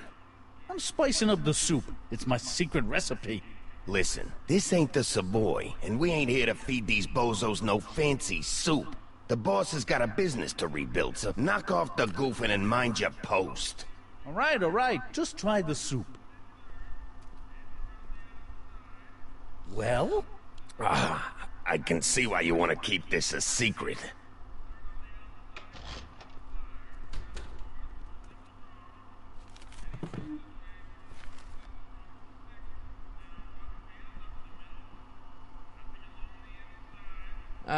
Excuse me.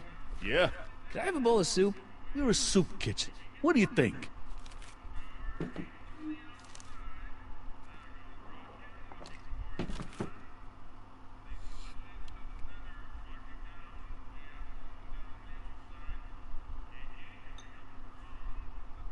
What kind of soup is this? It tastes like... Scrolle ribollita?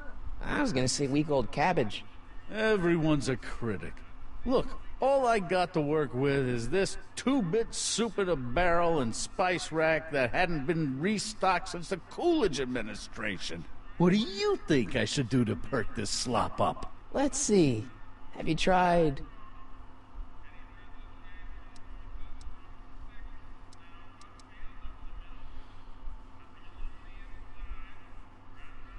paprika? Paprika? I just think it could use a little color. Color?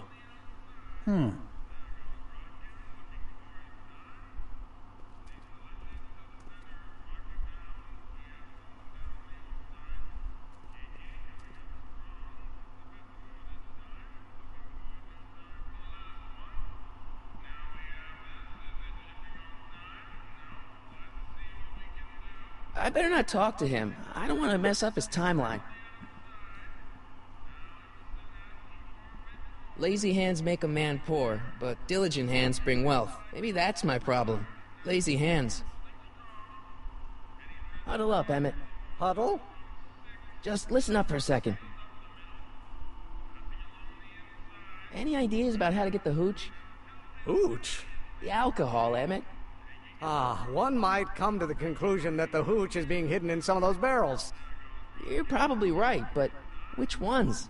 Now, if I could get my hands on some of those barrels, I could weigh them and compare their specific gravity. Specific gravity? Come on, Emmett. Kids' goons aren't gonna let us do an experiment on their barrels. No, I suppose you're right. We'll just have to ask the guy behind the counter. What? Ask him if any of his barrels are filled with illegal moonshine? Get real here. Well, I imagined a modicum of subtlety would be used. Subtlety. Right.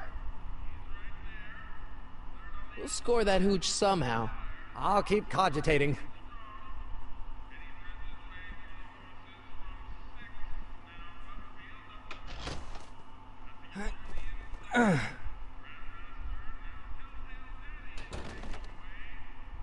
There's no way I'm gonna keep that door open without some help. Emmett. Yes? Emmett, I can't get into the door over there. Those tables are jamming it shut. The door? So your plan is to just waltz in there and take a barrel of alcohol? No, of course not. That would be stupid, right? I'll say. Still, I'd like to get that door open. I can't do anything from out here. Well, it's a simple matter of physics. A lever, some sort of stop. Let me see what I can come up with. Oh, welcome, number 2.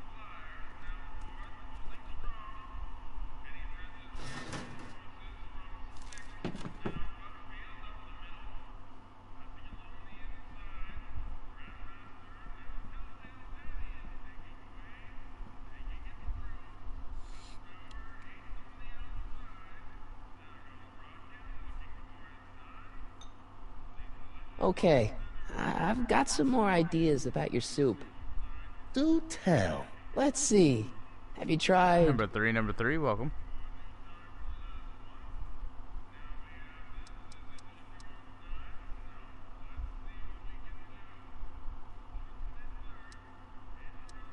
Giving the soup a little heat, maybe? Why, is it getting cold? No, I mean, like chili powder. Muy caliente. Oh, bit of a tough guy, huh? Actually, I like it spicy too, but it's gotta be edible for the common folks. Come on, a little dash isn't gonna kill anyone. Aw, heck. You got moxie, kid. Let's spice it up a bit, shall we? Oh, he gonna spice that soup up all right.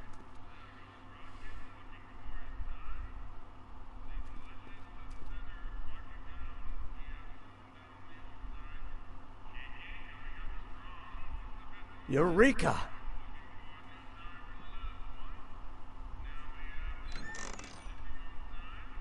The kitchen's for management only, rummy. Whoa!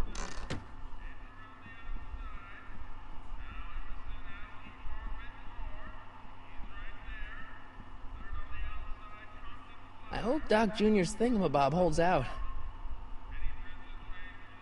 Emmett. Yes? Oh, that's interesting. Just a little mechanical ingenuity. In the end, the door is open. Yeah, good job. We'll score that hooch somehow. I'll keep cogitating.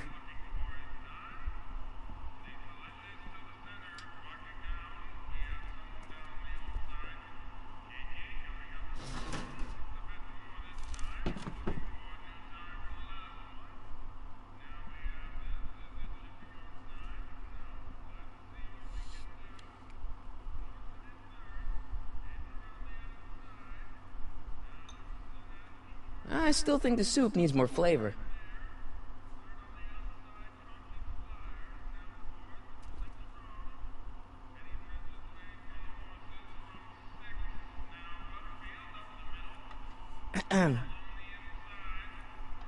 Okay.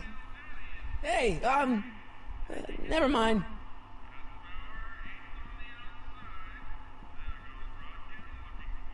Pretty neat, Doc. Nope. I'm still not getting through here. But at least those tables are propped up now.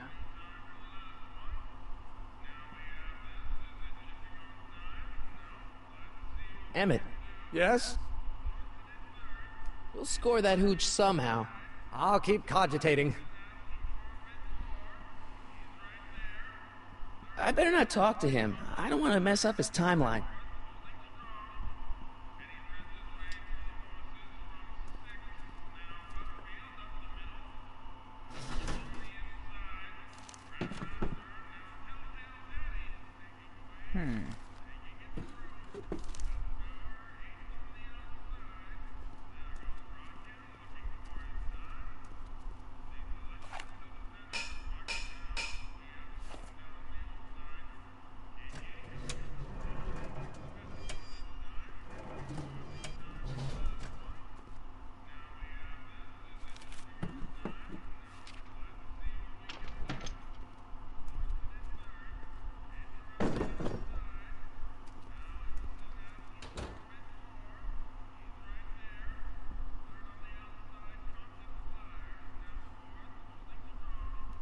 Excuse me.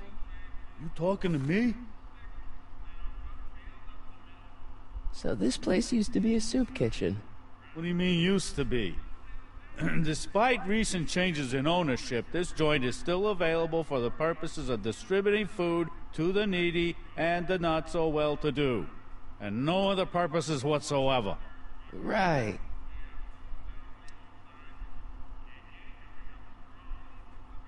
Why's the soup in a barrel?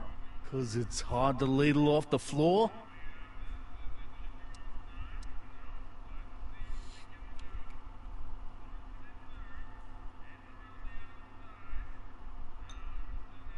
I still think the soup needs more flavor.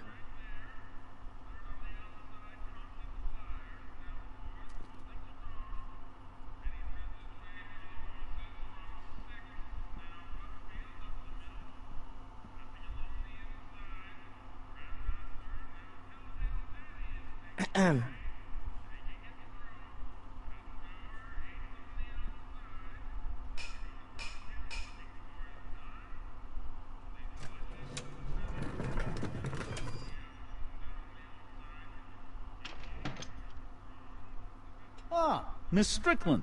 Come for some more soup? Come now, Mr. Donnelly. You know I wouldn't set one foot in this mockery of all that is good and decent if the poor of Hill Valley weren't so dependent on Mr. Tennant's overblown show of generosity. Was that a yes? Just give me the soup before I gag on the hypocrisy.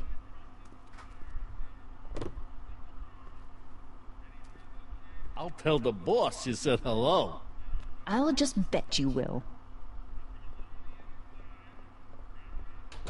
Edna picked up the barrel of hooch. Now all I have to do is to get it from her somehow.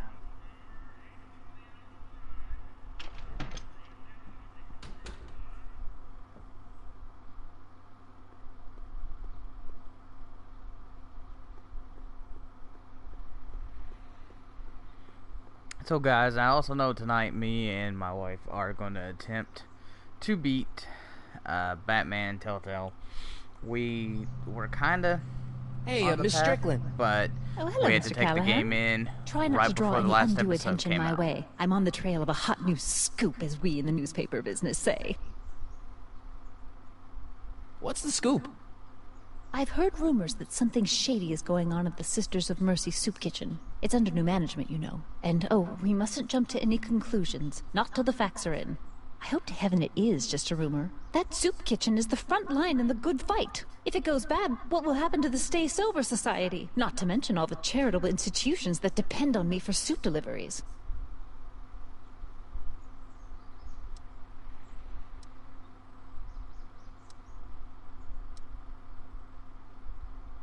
What's the Stay Sober Society? You haven't heard of the SSS? They do the most marvelous work, taking hopeless drunken bums and turning them into former hopeless drunken bums. I'm one of the founding members. And not to say that I was ever, well, you know. Anyway, we've always met in the cellar of the Sisters of Mercy soup kitchen, but for some reason the new managers don't want us down there, so we're stuck. We've got nowhere to meet. Did you finish the story you interviewed me for? About Carl Sagan? Yes, but those pig-headed editors at the paper rejected it. They said my story was slanted, and that I was glorifying a suspected arsonist. As if their stories aren't always glorifying the criminal vermin that run this town. This whole thing makes me so mad I could spit. Though of course I never would. There's an ordinance against it, and it's so untidy. You make hot soup deliveries? It's one of my many small contributions to the good cause. Healthy bodies, healthy souls, or so one hopes. I pick up barrels of hot soup at the kitchen, and I deliver them hither and thither.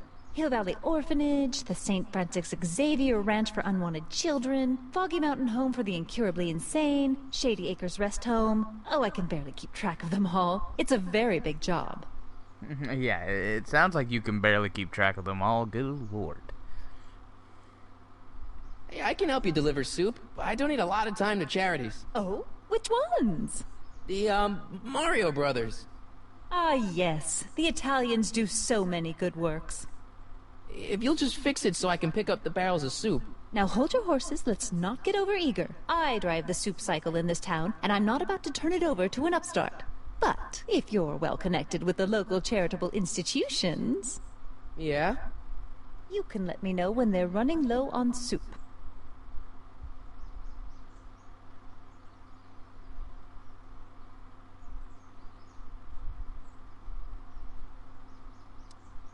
I'm sorry about the way Einstein lit into you back there.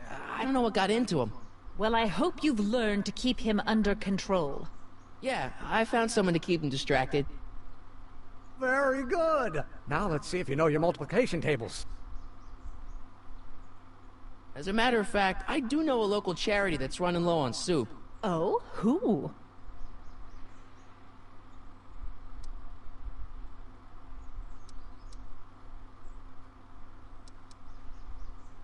The Rest Home. No, it's way past their bedtime. I know a place where the Stay Sober Society can meet. Oh? Where?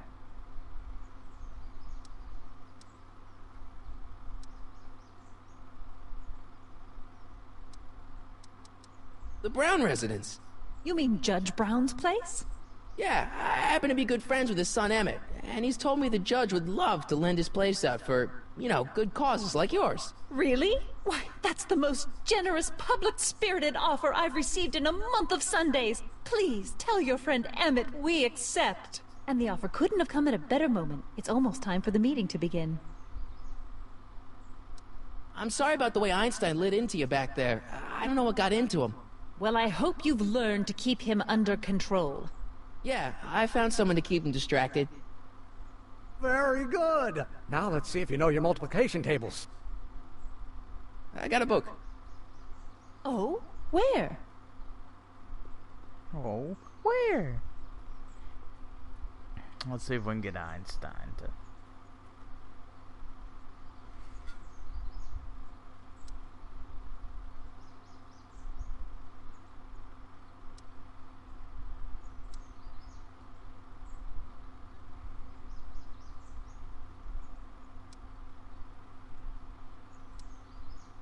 How about Kid Tannen? What do we know about him?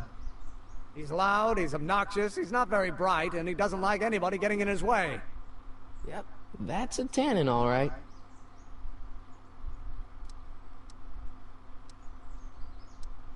This might be a stupid question, but couldn't you have designed your rocket-powered drill to run on fuel that, you know, isn't illegal?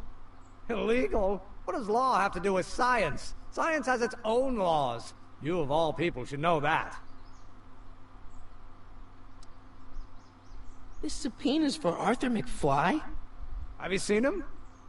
For a few seconds in the soup kitchen, but I think he's gone back into hiding. Brilliant deduction, Einstein.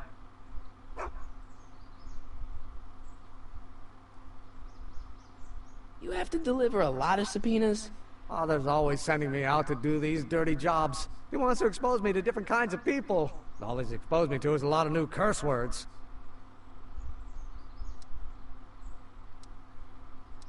What do you know about Arthur McFly?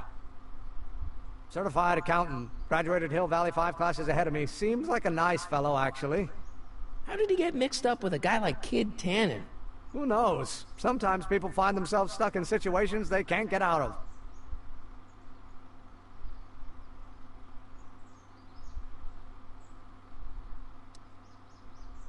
couldn't you tweak your engine design a little so it runs on something else? Like what? I don't know. Gas, maybe? Gasoline? Pfft, yesterday's news. You'll see. By 1940, automobiles will all run on pure alcohol.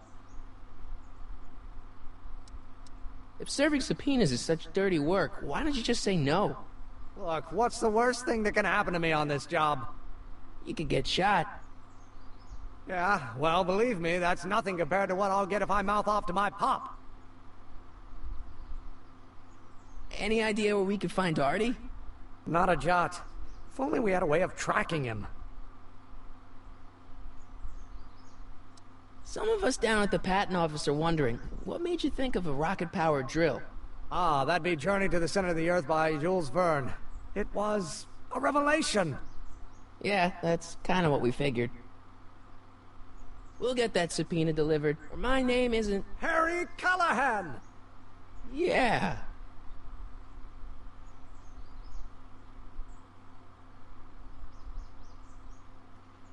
Hey, how you doing, Einie? Einie? It's short for Einstein. Einstein, of course, because he was a patent officer just like you.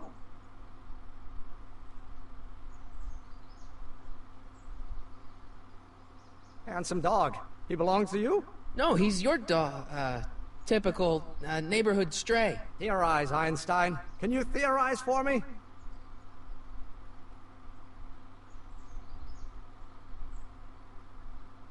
Theorize, Einstein. Can you theorize for me?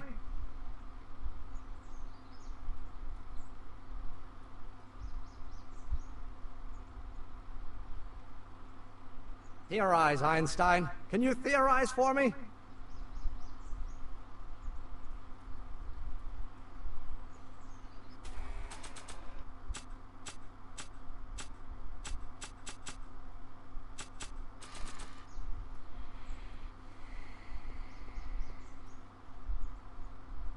Nice bike. Huffy? Huffy? I'm not huffy. I'm passionate. Passionate about justice, safety, law, and order. Never mind.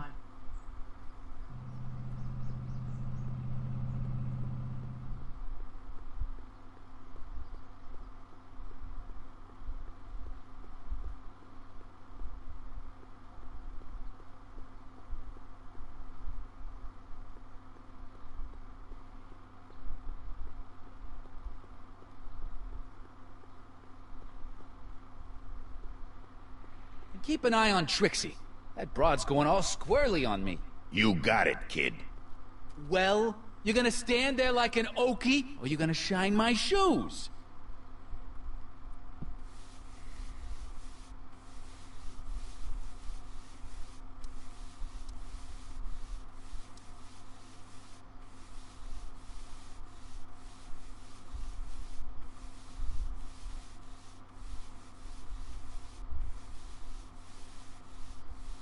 Edna Strickland thinks your soup kitchen might not be on the up and up.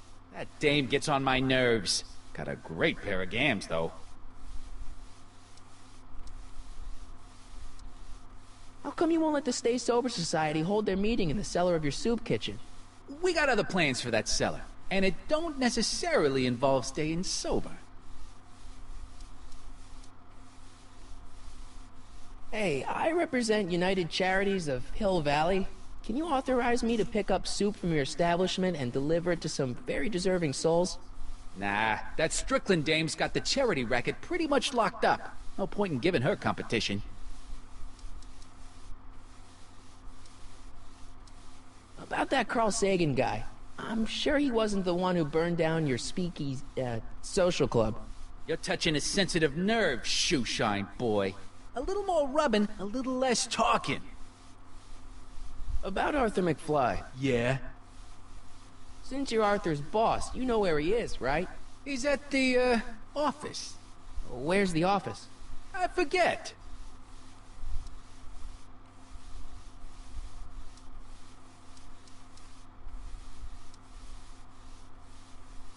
So, one more thing about that hat.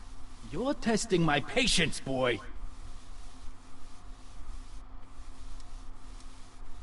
Never mind.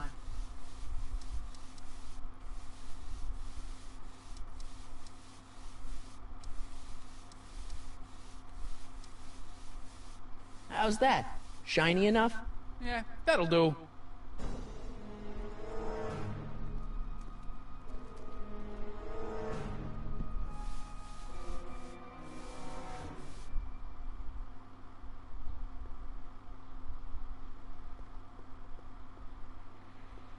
I wonder who really burned down the speakeasy.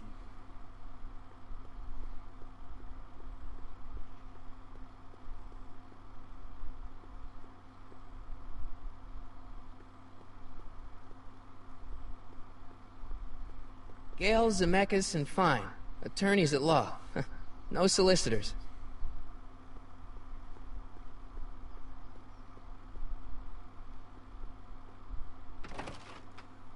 How can I help you, sir? Without any money, I don't really have any business in there.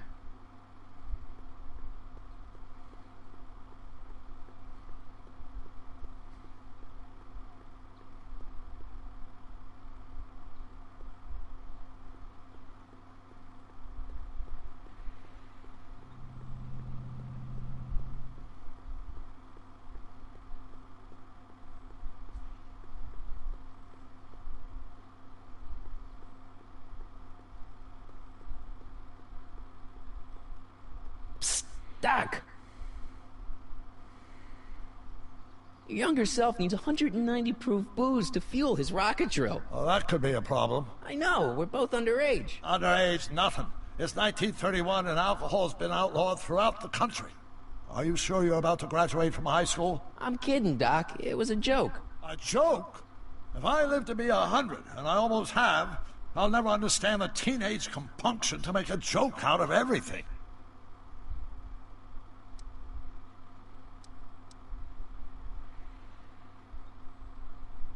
What do you know about Edna Strickland? Edna? We never really socialized when I was younger. She was a few years older than me, and we traveled in different socio-economic circles. Why do you ask? She thinks you're a hero for burning down that speakeasy. She's doing a story on you. A story? Oh, yes, now I remember. Ask Edna, the etiquette column that doubled as a pro-temperance soapbox. She believed that the consumption of alcohol would inevitably lead to a complete societal breakdown. Sounds like a fun gal. You should have seen her when the hippies started showing up in the 60s. She just about lost her mind. That would explain a lot.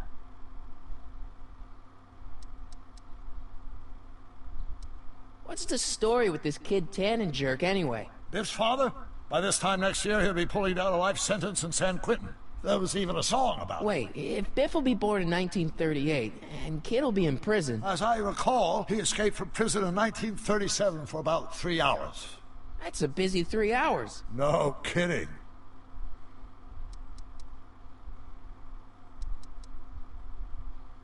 Where have you been all this time? I missed you.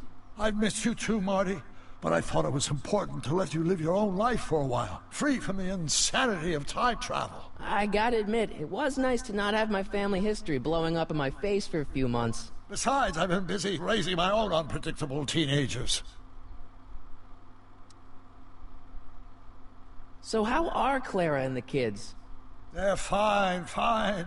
Right now we're trying to decide where to send Jules and Vern to college. Clara prefers the 2020s, but I'm partial to the 1960s. We're planning on visiting you and Jennifer in 2011 soon. Me and Jennifer? In 2011? Oh, forget I said anything. Where'd the DeLorean come from? The last time I saw it had been smashed to pieces by a train. It's a fantastic story.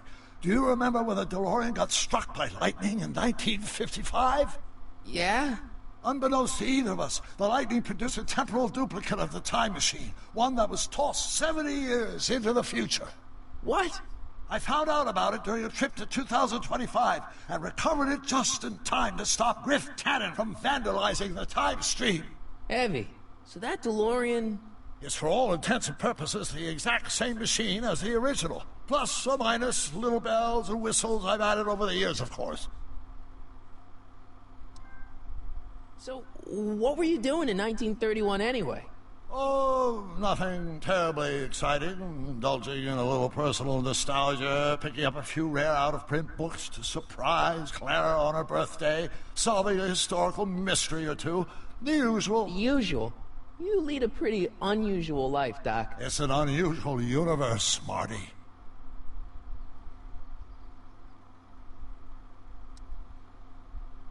I hate to tell you, Doc, but your last time departed display is on the fritz. It is? So how did you find me? I found one of Edna Strickland's shoes in the DeLorean. How did one of her shoes get in the DeLorean? Einstein took it from her. He did? How strange. Einie almost never attacks people. Not without a good reason, anyway.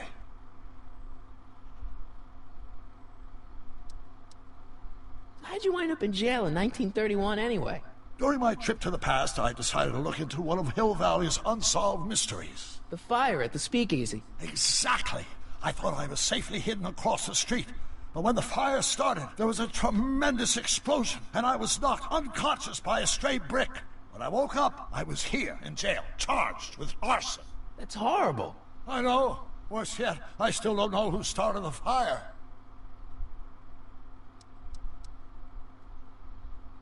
Hang in there, Doc.